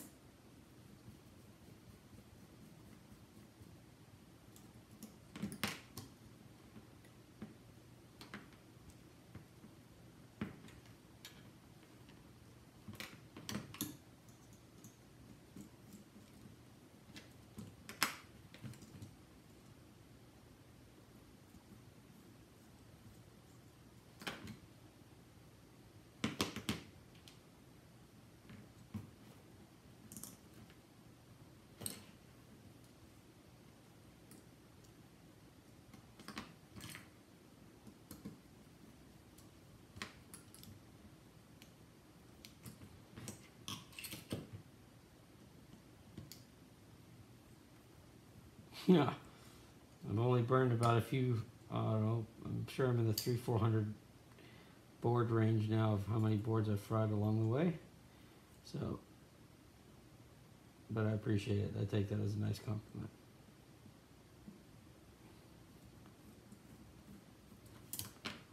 All right, last standoff.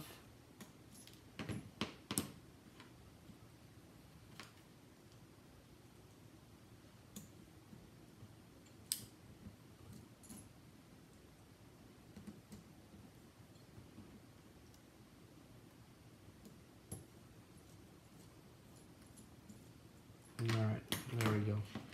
So now what we can do is we're just going to tighten these down and it'll go through the frame and tighten down nicely onto the bottom. The cool part is once you have some of these tightened, if you ever need to change the screws out, they will actually come out pretty fairly easy, because with the other screws tightened, it pushes through without having to spin those standoffs. So it actually works out to your benefit doing it like this sometimes. Okay, almost done.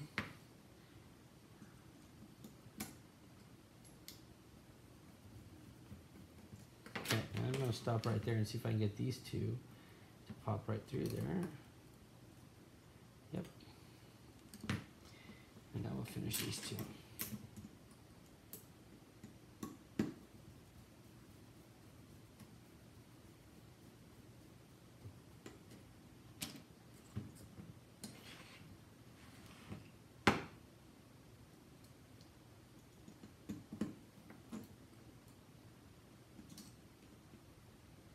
I think building your own is kind of important. I agree.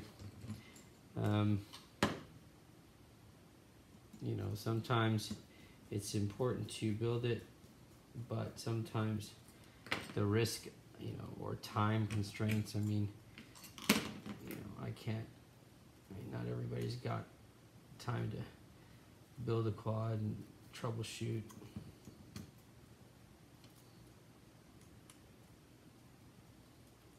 But either way, whatever makes you happy. Come on, let's get this. What made me happy is if this damn thing will go right in there. Come on. Come on, come on. There we go. 1, 2. Perfect.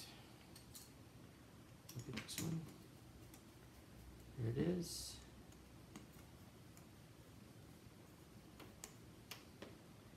There it is.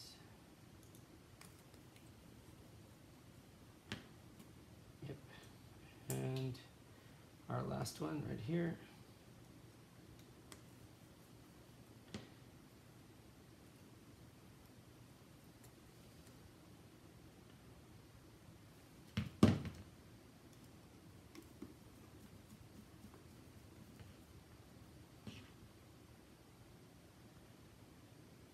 One, two.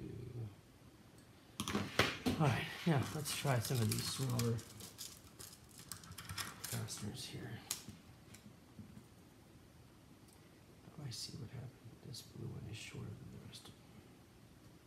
That's fine. I'll show you guys exactly what I'm talking about then, because this is actually pretty good. Pretty good. I'm going to show you about the getting one screw out when one screw's not right, so you don't have to unscrew the whole thing. Let me go ahead and just fasten this down real quick. There's one, and then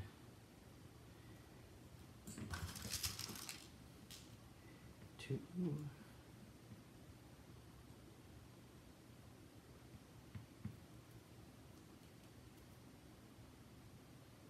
See, that's what I was thinking. Is I'm right now. I've been looking for some land, and I mean I've got land, but the whole idea was to build a building with a shop in it, so customers could come in and you hold a workshop, you know, and they come in, they build it.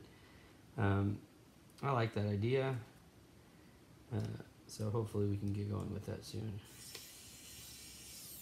All right, so there's 3 of the 4. Now, what you can tell is this screw right here is too short. Okay, so I'm going to, because of the way this is attached, I don't have to do anything because everything's going to stay in place. So, oops, I think that's the wrong screw. I just grabbed the wrong one. Hold on. Yeah, it's this one here. And what will happen is, because it's got pressure from everything else, your standoffs will stay in the same spot. So you don't have to worry about your standoffs falling off or anything. Just go ahead and take the screw out. And then what you'll do is put the right size screw in there. And apparently this is colored wrong, or I just have a screw that's wrong. So let me see. Okay, that's the bad one, and that is, oh yeah, so that's colored wrong. I did that. 1,000 of them, and I colored one wrong. Let me go ahead and put this one in. And then you can just screw it back in, and everything stays in place, so it does make it easy.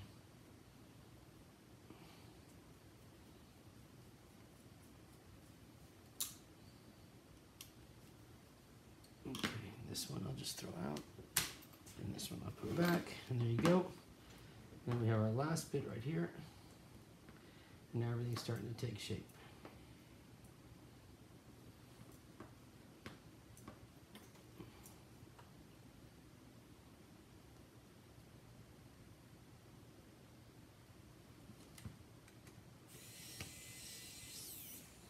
Alright, so there you go. Everything fits here just fine. It's all level. Everything looks clean as far as this goes.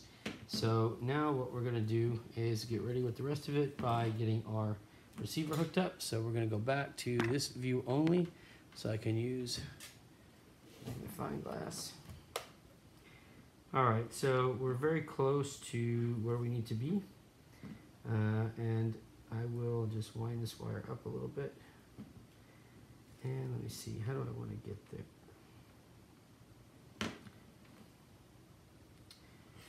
Oh, tell you what, just so that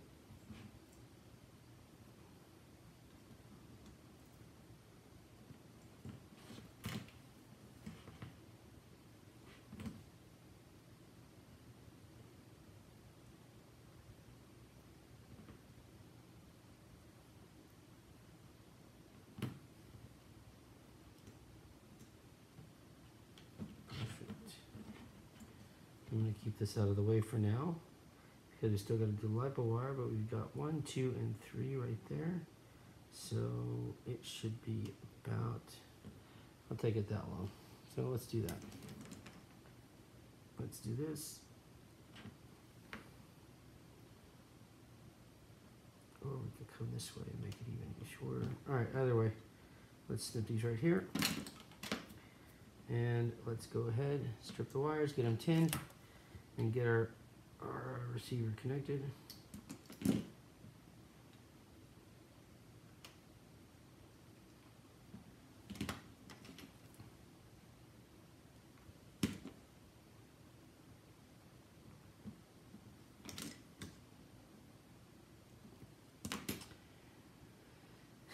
Thank you, Blizzard. I appreciate you, man. I really like this frame. I like this build as well. It was surprisingly more powerful than I expected, but that seems to be what I say about all of them now, so I must be getting pretty old. I no longer expect my own builds to go that fast. Alright, so let me just get these 10 real quick. There's 1, 2, 3. There we go. Okay. And so we know the green is going to be our S bus, so we're just going to go ahead and attach these accordingly. And it's going to go Let me twist this up a little bit more. So we've got 5 volt S bus ground. Let's go ahead and drop our 5 volt first. I'll go right here.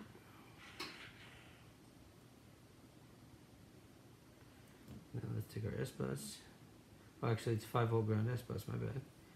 So let's do our ground, which will go right there. I think I'll pull the S bus in a little early and go this way.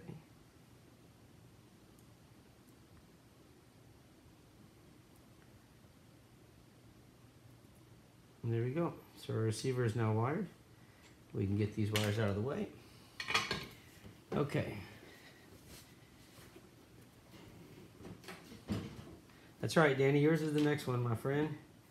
I'm looking forward to it. I don't know. I haven't done the pricing. Usually I always try to get my pricing done pretty quickly, but I haven't used the DVR before or priced it out as a bundle, but I will very shortly. Most likely tonight when I'm done with this one, and I know all that it entails. But there will be, like I said, there will be a build your own kit, so I'll put the kit out there ASAP as well. Alright, so now where do I want to go next? Alright, so flight controller, we've got camera. Alright, so let's look at the way we're going to assemble this camera, and let's look at our VTX. So on our VTX, we need to take our video, and we have to splice it into here. And so let me look at this again. This tiny, tiny, tiny piece of paper. And we are going to go VCC, and I believe that's going to be a 5 volt. Yep. Okay. So we need to find a 5 volt, and we're going to use some of this leftover wire. That's what I'm telling you guys, save your wire. So we are going to take from your DVR, we are going to, and this DVR is laying this way. So the colors are going to go ground, 5 volt, video, audio. Great. Okay. And this goes here, so let's just do that real quick. So we can use these. And these 3 wires are going to do everything that we need. So let's go ahead and pop them on there. Get some soldering done.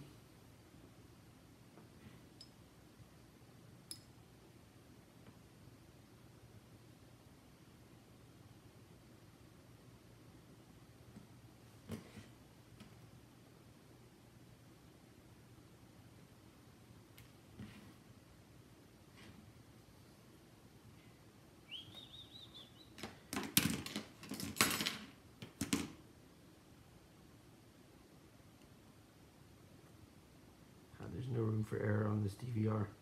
So get your cuts as small as possible. Make sure your tip of your iron is ready. And what did I say? I said ground, positive, and video. I believe that's what this says here. Again, flip it over. Yeah, ground, 5 volt, and video. All right.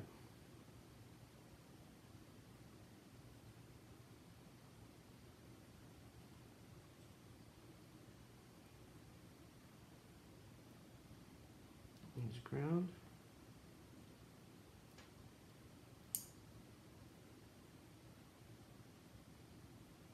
Volt.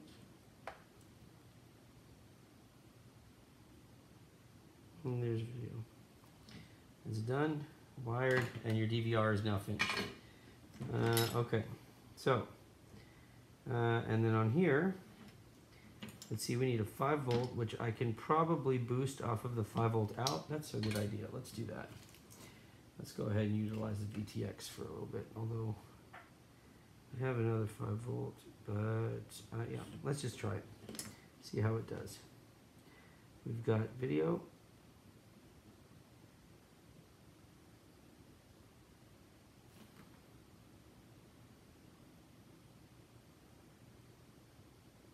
Okay.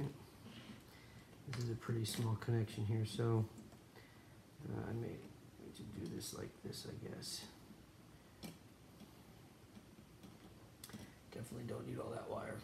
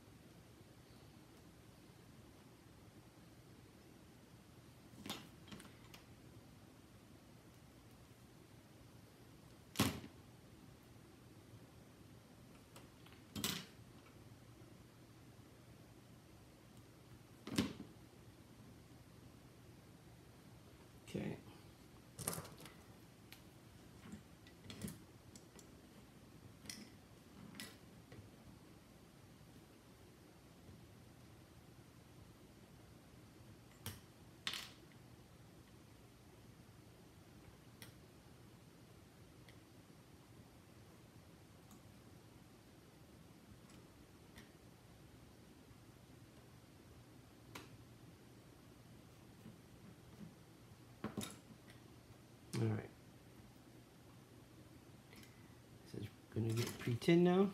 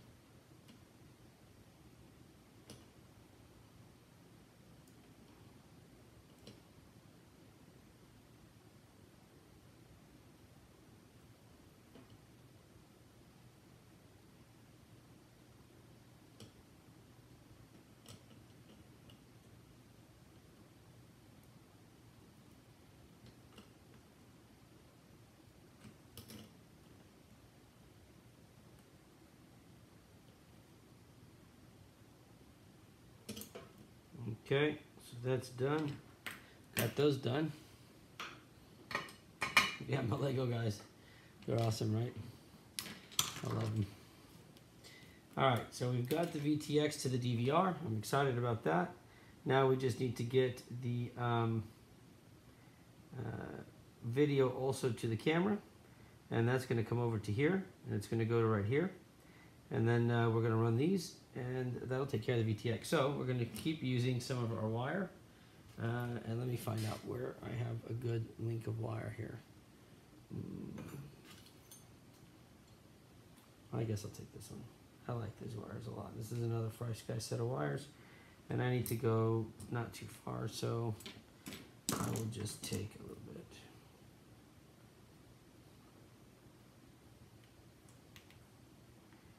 We're going from here to there. It'll be upside down, so let's just do this much.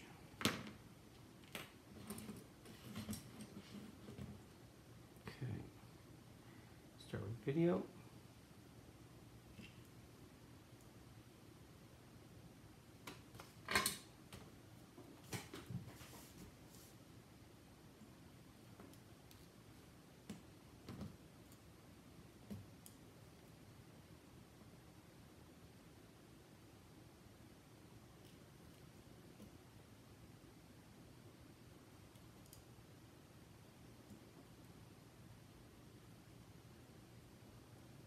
Okay, that's done.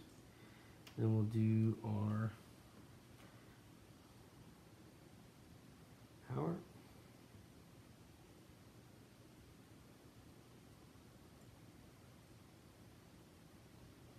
Get our ground. Twist those up.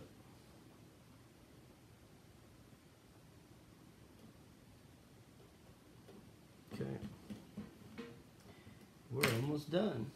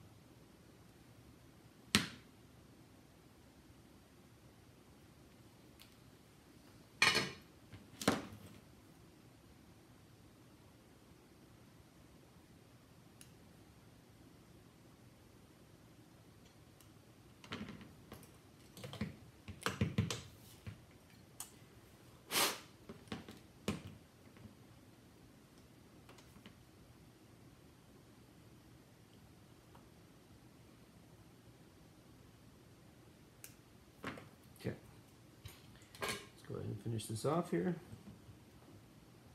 So we're going to go to our first one. Ground a second. 2. This yellow wire that we initially started with, that's our next one. We'll come over the top here. That's going to be for our smart audio. That'll be 3.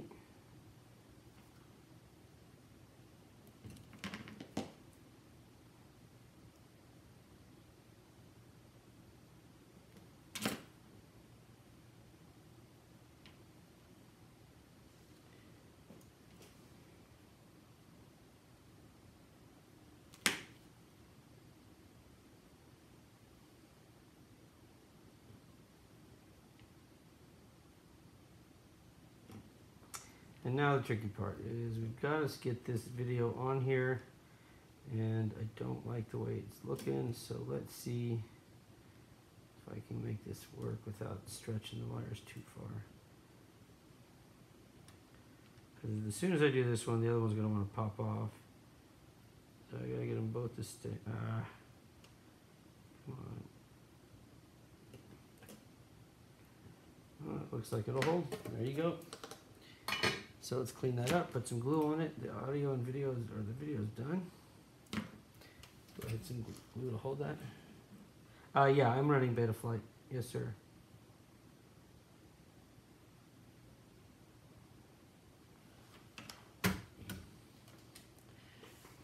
Let me grab a can of air here. Real quick way to make glue dry faster and get a good bond. And you can instantly touch it. It's done sticking, but it holds really well. All right, so VTX is done. DVR is done. Let me make sure one more time before I glue that up. And that would be that it looks like this with the button. Yep, that's right. So buttons on that side, which means that we have ground 5 video. Perfect. That looks good. All right, so let's go ahead and glue that down.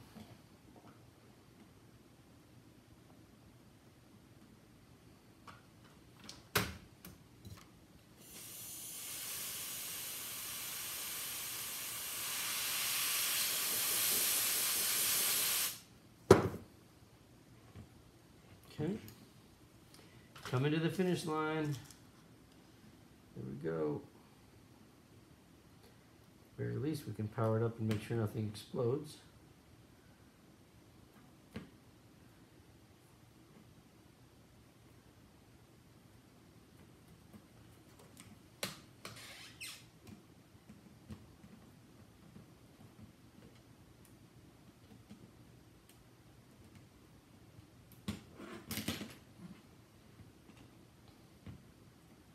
Yeah, this is where it should fit nice. All right.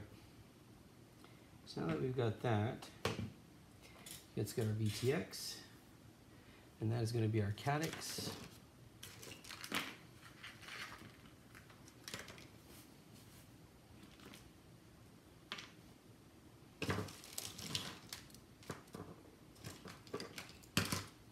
I just got to find that little standard mount.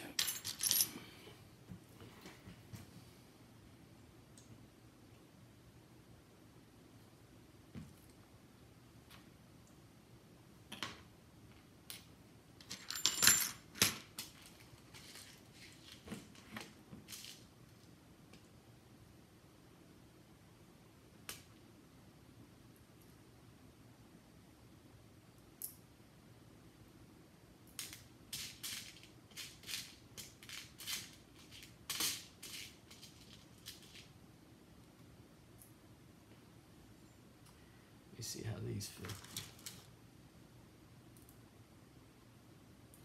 Oh, that's terrible. All right, 1 second, and I will get this mounted. And I think I'll use a 6mm. Let's go something like this. This.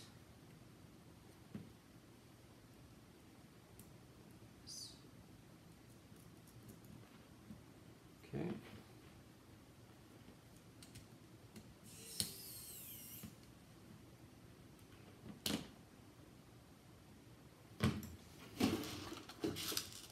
2 locking fasteners for this next one. And we're getting to the end. We're getting there. I see the light. And I guess we're going to have to start flying these things every day, so I'm going to start with this one being the first flight video. This way you guys can see how that DVR does, see if it's worth it. And remember guys, I got no reason to lie. If I don't like it, nobody gives me any of this stuff to test for free. So if I don't like it, I'll let you know. Okay, and here we go.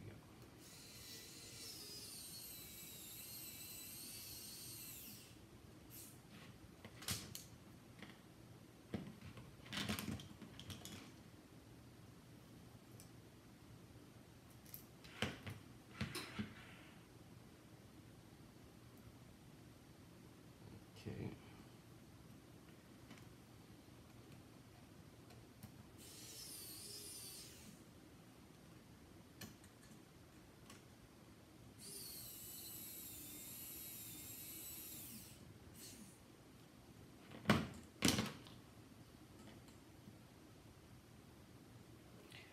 Oh my goodness, is this not the right mount?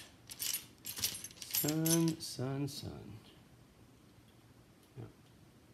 Wonderful. My bad, 1 second.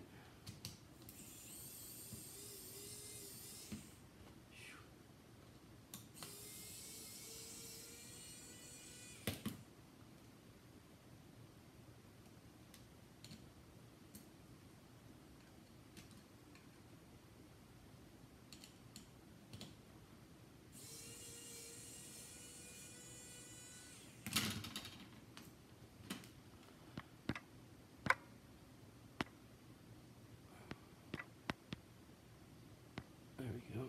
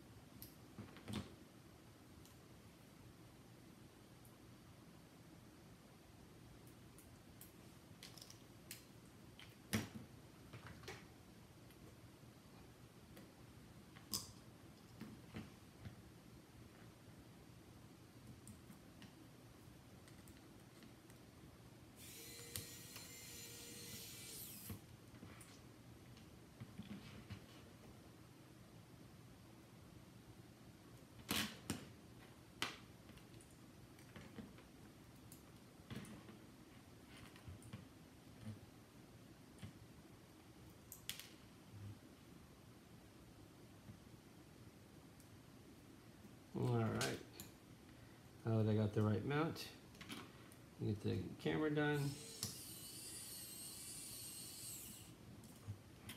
I mean, pretty much outside of just, let me make sure I don't have the screw stuck on here. Where did that last one go? Pretty much outside of a few small things, this is about done. I need to find that screw, which it's not on the motor, so that's good enough for me.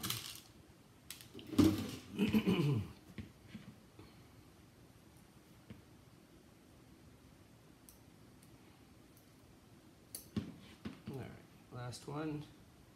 I'll put the camera in, and we're done. And we'll start it up real quick and see if we have any smoke.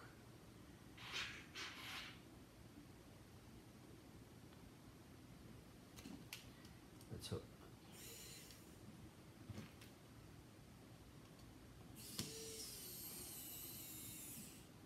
All right, go ahead and put the caddx on.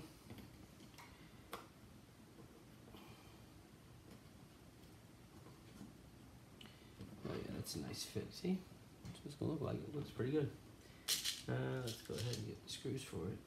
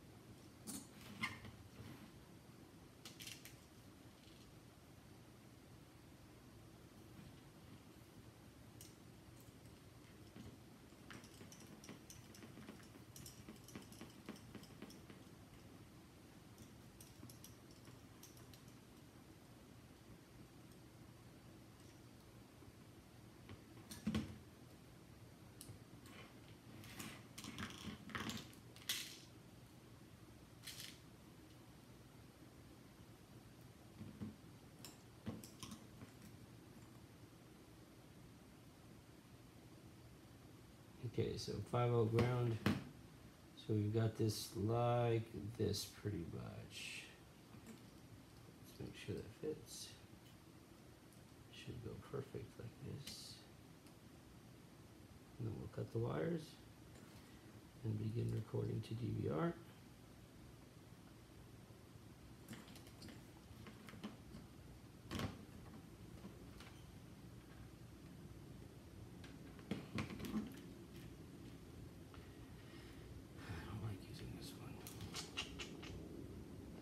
Too much wire. We're gonna just make this work. So let's just make it work. Okay. There we go.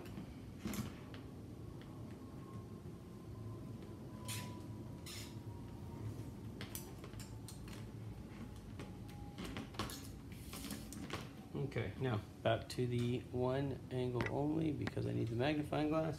Let's see where I'm at. I've got looks like I've got ground camera 5-volt right here, so we're running a very, very, very short distance.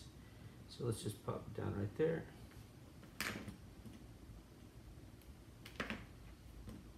And you've got room for a Vi-Fly in here, Finder 2 and things like that, so there's definitely some options here.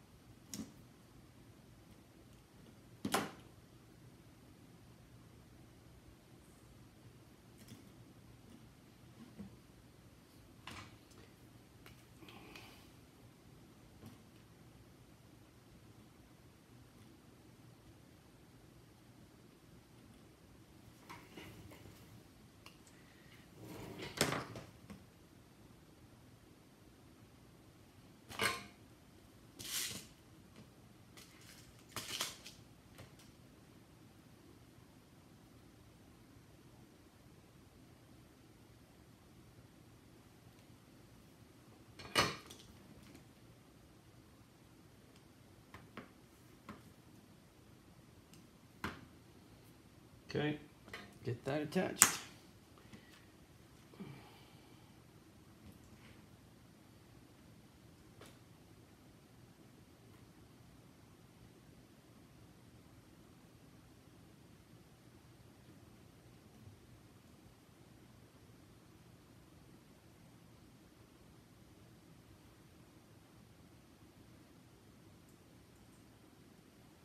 Okay. So looks like we've got everything done for the most part. So now we will put the second set of screws in, get the LiPo set up, and get ready to turn the sucker on. And hopefully have something very positive to show you.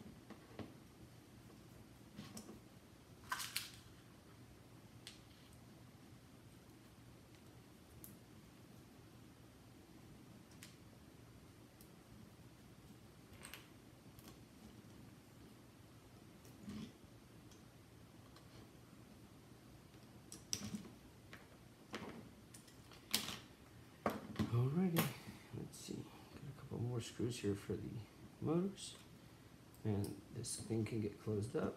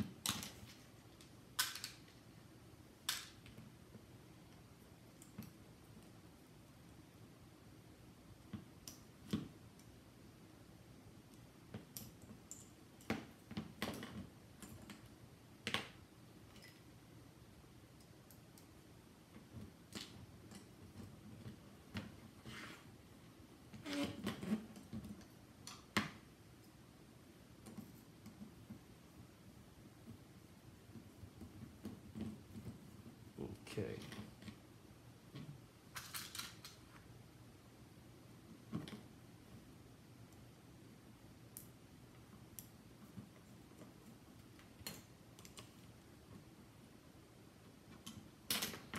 All right, so we said we were going to go with 25, or 15 spacers, so, or standoffs.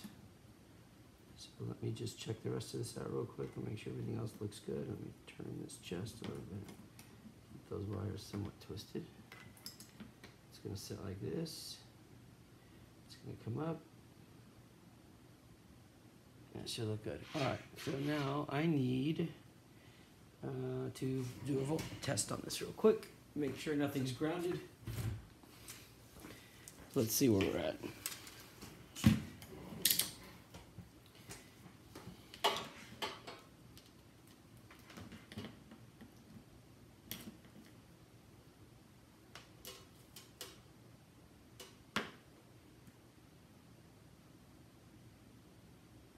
Excellent.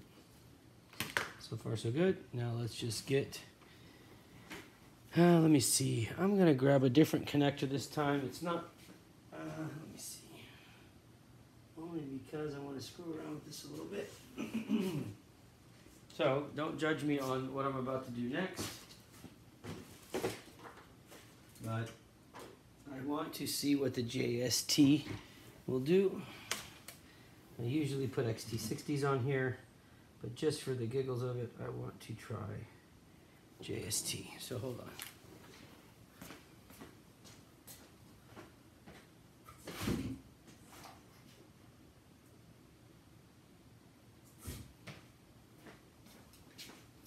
Yeah, that's not going to work. That's the wrong plug. Wonderful. Well, there goes that idea. I guess it's XT60 or nothing. We'll grab an XT60 then.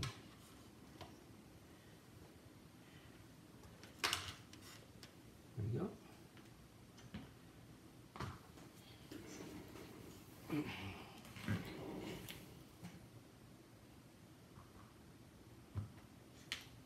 Oh yeah, I see it, thanks. Oh yeah, they're all over the place. Thanks for pointing it out. There's about 3 of them on this motor, 1 on that one.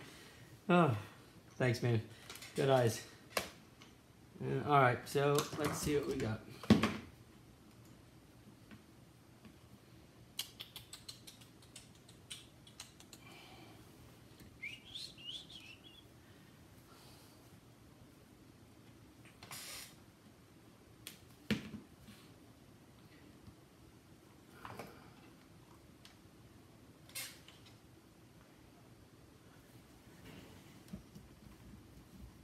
Okay, this is going to be a short run, so I'll just keep it kind of simple, I guess.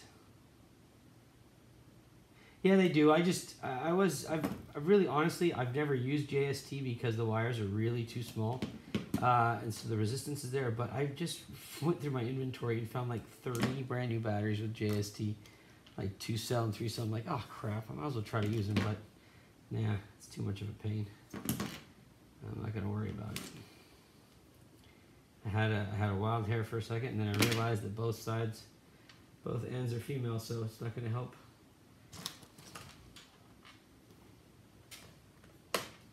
Oh, you guys are looking at the wrong screen. Sorry. Let's go that route so I can use this. All right.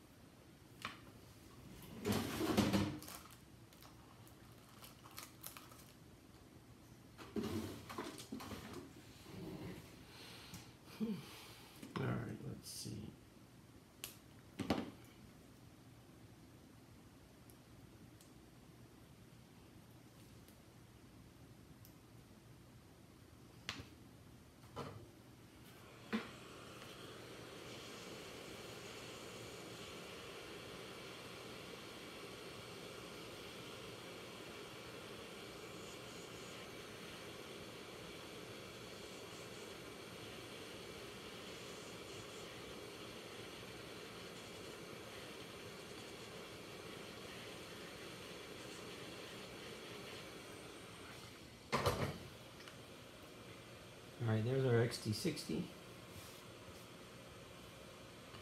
There's our beautiful quad.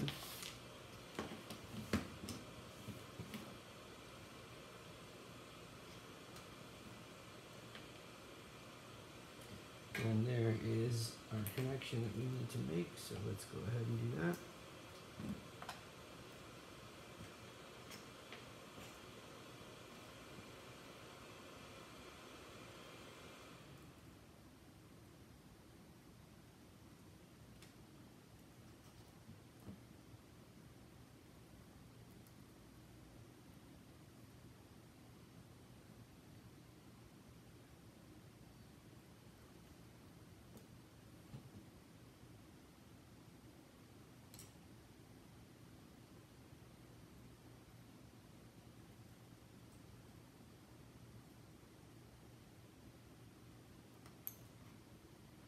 Okay, those are done. It should look nice when it's done.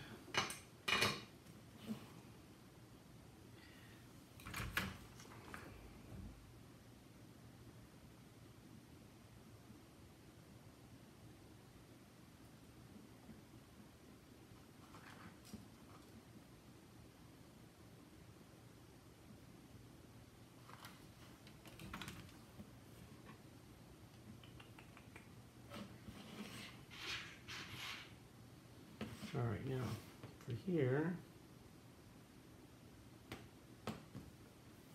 put our capacitor on.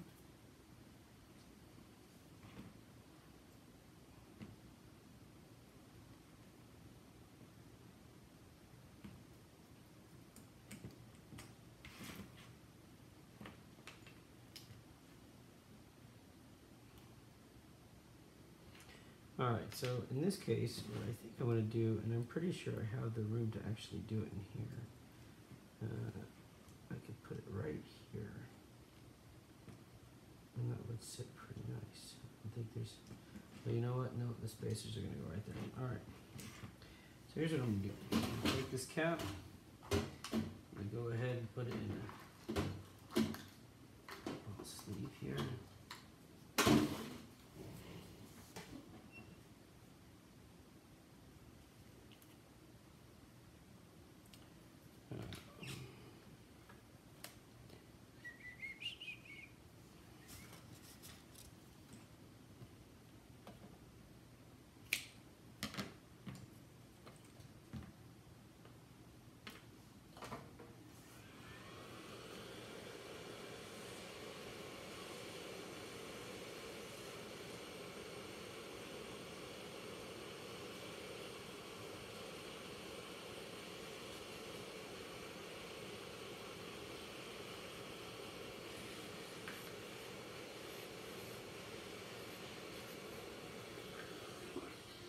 A little thing, try to make it look like an exhaust pipe, you see?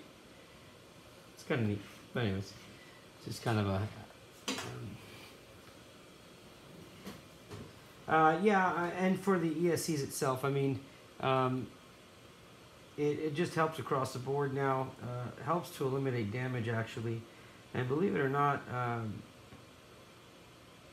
not just for the videos, but for overall noise reduction in the flying in general. Companies like Hobbywing are now posting on their boards, which I just got their batch in, that says that you risk blowing the board or damaging the board if you do not use their cap now. So on their ESCs, their 45 amp, they are requiring it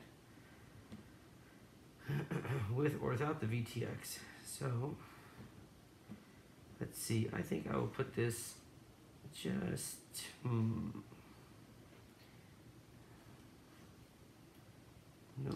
nope. Oh, this is the fun part.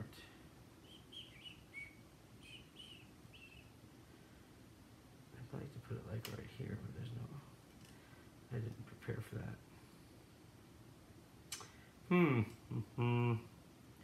I guess I may just put it on this wire for now, just so we can get going with this. I can drop this right here and right there. I think that'll hold pretty good. All right.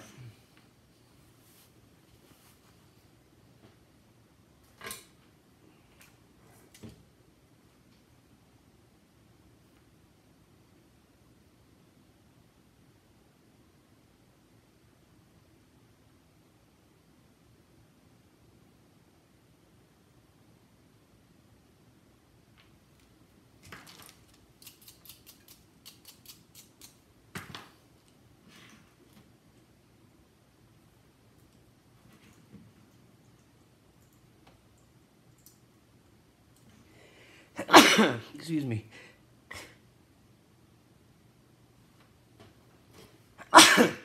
Excuse me, guys. All right.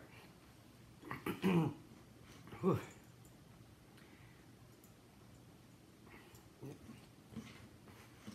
That should work nicely right there.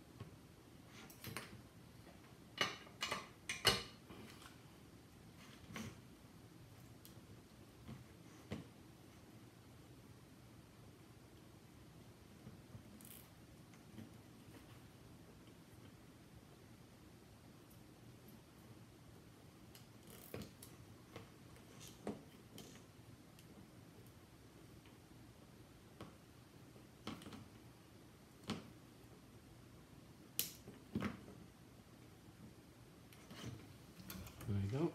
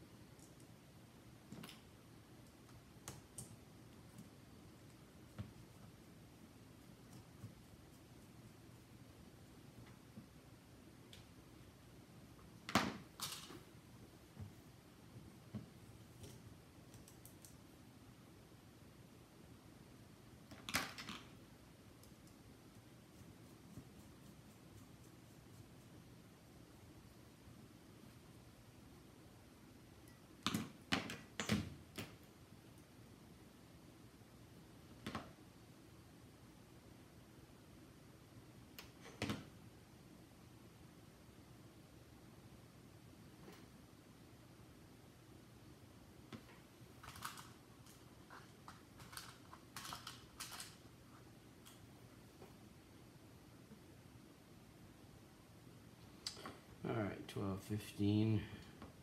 2 is a 3, so that should be this right here. And that should wrap it up. So let's go ahead and get these final pieces on. Alright, getting ready to close it up. Clean it up and see if it doesn't blow up. Alright. We'll get a final weight on it. There it was, 3 millimeters. So you got 15, 20, and the 2 given up. So that means that should fit with no problem. 15 goes underneath. There we go. And we need, let's see, 2, 17, 19, 22, 24. Let's go with a 20. That's going to be tough. 25 or 26. Let's go with a 25. See if we get this to go all the way through first. May not go all the way through. Let's see.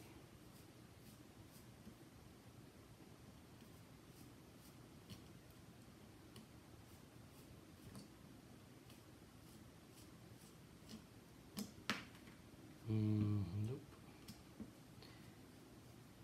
It's close, but no. I don't have 26, so we'll just use 2 different screws.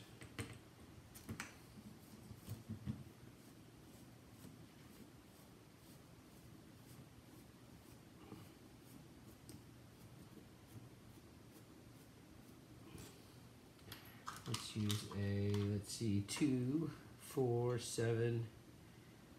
Let's use 12. You guys, yeah, 12 would be good. 10.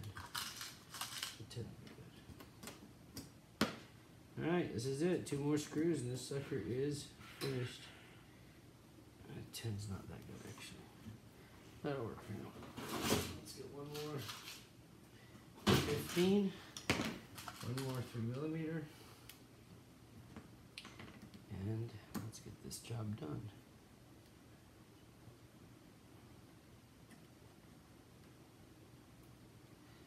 Let's do 12.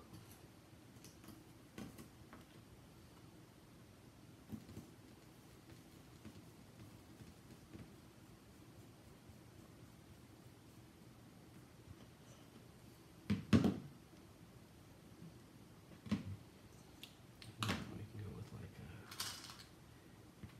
10. No. Let's do an 8. 8 from the bottom. 6. Okay.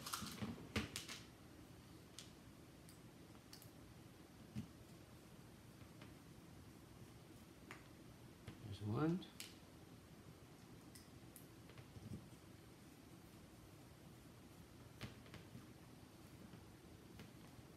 Alright, there's 2. I'll change this 10 for 12. And that's quad. For the most part, what you see is it. Let me get this. Where did I go?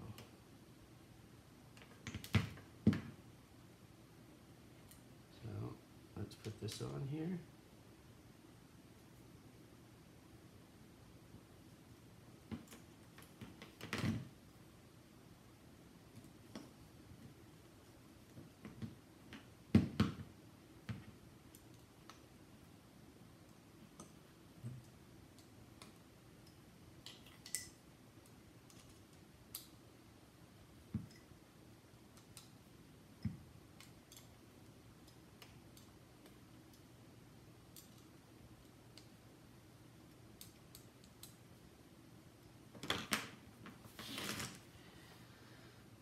All right, the only thing left is putting the antennas out, the receiver antennas, which is easy because I made these holes for them. So let's put that, and then this sucker is done.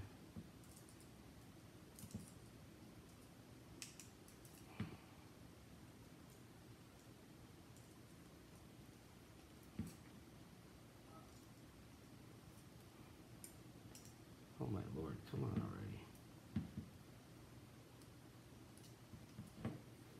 All right.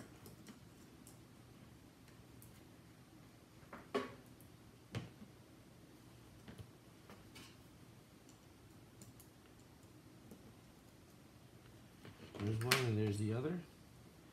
And so, what I will do, let's see if you pull it this way. So you want it to go like this. Always have to refresh my memory on these things. But this is how we're going to do it.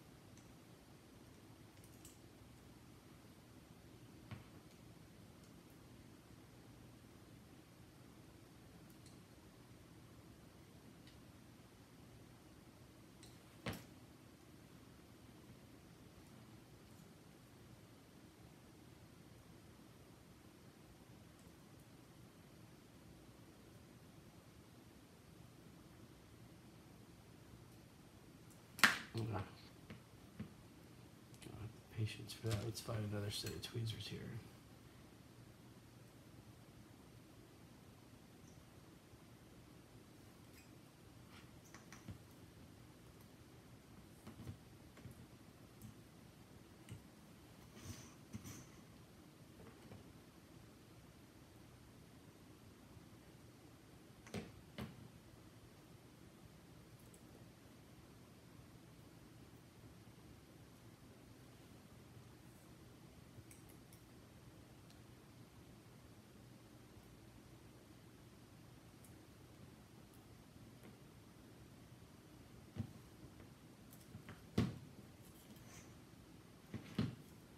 Okay, there we go.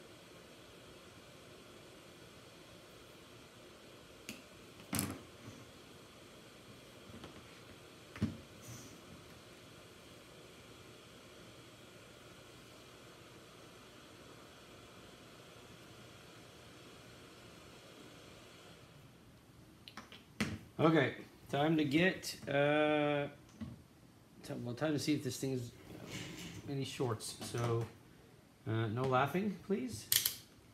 We don't want to laugh at my mistakes on this, if there are any.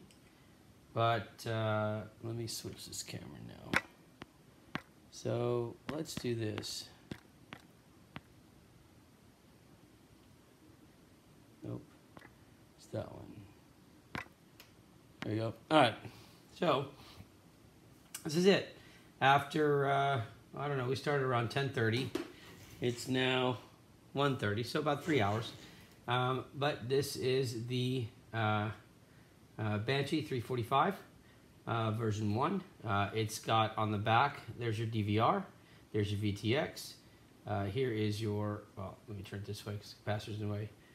40 amp ESC, flight controller, Caddx camera, and then your capacitor on the back that looks like it's an exhaust pipe. Thought that's kind of a little neat look. And we've got the XT60 connection on the front. So now what I'm going to do is I'm going to go ahead and grab a battery.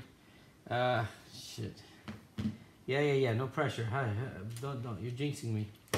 Hold on. Let's get my antenna on there.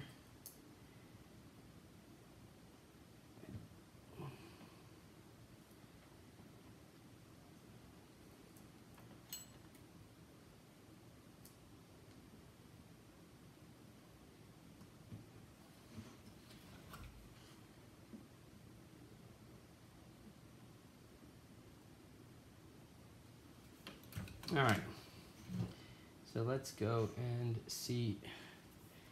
1 second. I'll be right back. Let me see. I'd like to do this so y'all can see it. So let me put this here, and let me grab this, and let me move a couple things around here, and this way I can turn the DC supply on.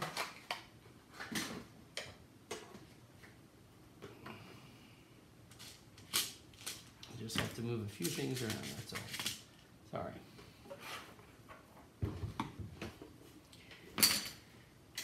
All right, where are we at? Okay, so let's get the camera back on the items at hand here.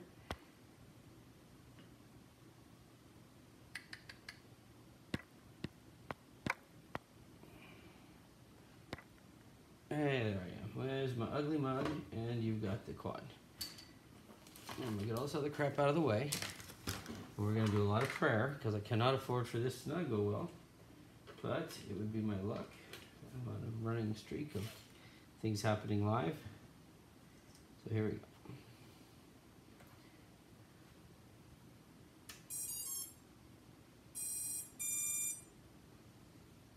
go. Hey.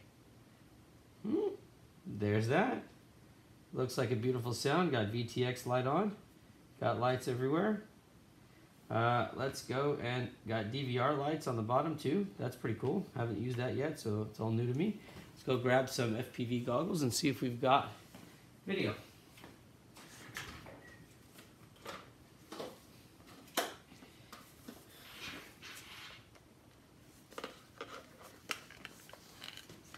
What? Where's the camera? And there you go. We got our video working, so there's me waving my hand. Man, now that's some cool stuff. So far it looks like we've got everything working very well. So that's nice to know. And all right. Well, I've got to now bind it and program it and get it done in beta flight. So I don't know if you guys want to stay on for that, but that's going to take a while. So I may just stop it here and get this thing cleaned up. I'm really happy with this build. I hope you guys like it. I've got to, the program is going to take a little bit. Let me go put some props on it though, just so I can go show you guys what it's going to look like here. But I do like that. I hope y'all do too. There it is again. So, oh wait, you're looking from the bottom, so there you go. I'll just leave that right there. Give me 1 second. We'll get some props here.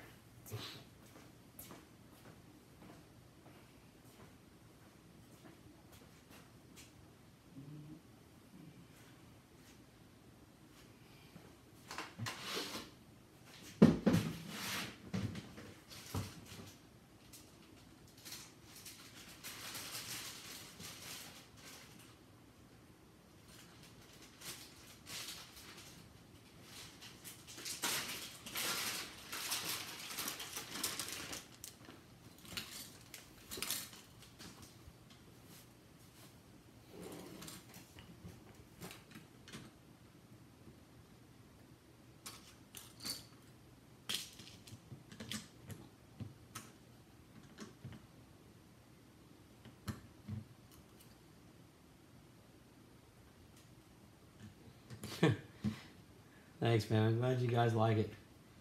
It's it'll be pretty fun to. I mean, this is going to be a great one. I think it's going to do really well with 40 amps. Yeah. Let me just tighten this down.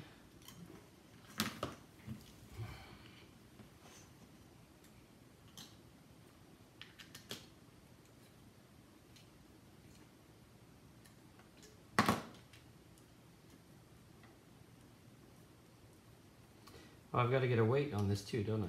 Give me a second. I'll get the scale. We can see how much it weighs.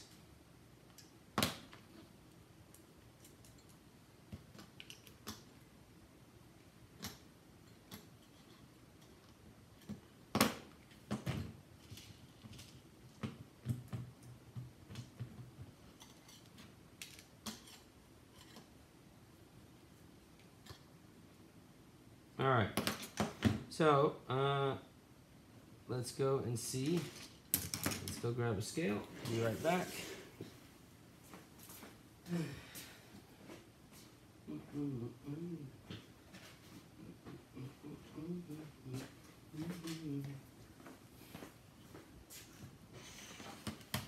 Okay, guys, I think you can see the scale. So let me just get my butt out of the way. Let's get my Lego guy. We'll weigh him with and without the Lego guy. That sounds fair. All right, let's get it to 0. All right, so here goes. So this is 178 grams with the 3-inch props on a 40 amp ESC with the boards, 4 20mm boards, the Caddx camera, the 41407 motors, everything except the LiPo, 178 grams. I gotta say that I'm pretty pleased with that, guys. And you know, the thing is I can put these larger Chaos ones on, because I believe that that's pretty much similar to what this one weighs. So, I mean, my God, I think they're very, and that's with the battery strap. So hold on, I have a battery strap on there. So let me grab a battery strap. I have a feeling these two are identical. No, actually, the thinner one weighs less. When you look at it, it's got 4mm. So there you go, 180, 178, not bad. These motors are gonna probably push out quite a bit more power. These the Chaos, it's a much bigger. This is a Tornado series from Brother probably, but I'll fire this up here later. But there you go, 170. I think that's pretty good. Anyways, listen, let me switch cameras now and do this. There. All right, so obviously this is the first video that I've gone live on YouTube. I appreciate y'all. Those of you that did hang out through the whole thing, I really do appreciate it. I'm going to be doing a lot more videos. I have something really cool that I did for y'all that I'm going to show you guys. There's going to be a video going up tonight, and it's about how I draw out everything in CAD, including flight controllers, cameras, and everything. So you're going to see me recreating a Hobby Wing ESC and flight controller. Just kind of some things to show you how I go about the process of designing a quad. Again, this is the Banshee-M345v1. I'm extremely excited about it. I really appreciate you guys that tuned in. I wish y'all the best, and I'll put some pictures of this and the flight and pricing and everything tonight and tomorrow morning. So we'll have a video a day at least, okay? God bless, guys. I appreciate y'all, and I hope y'all have a great evening. Take care. Bye.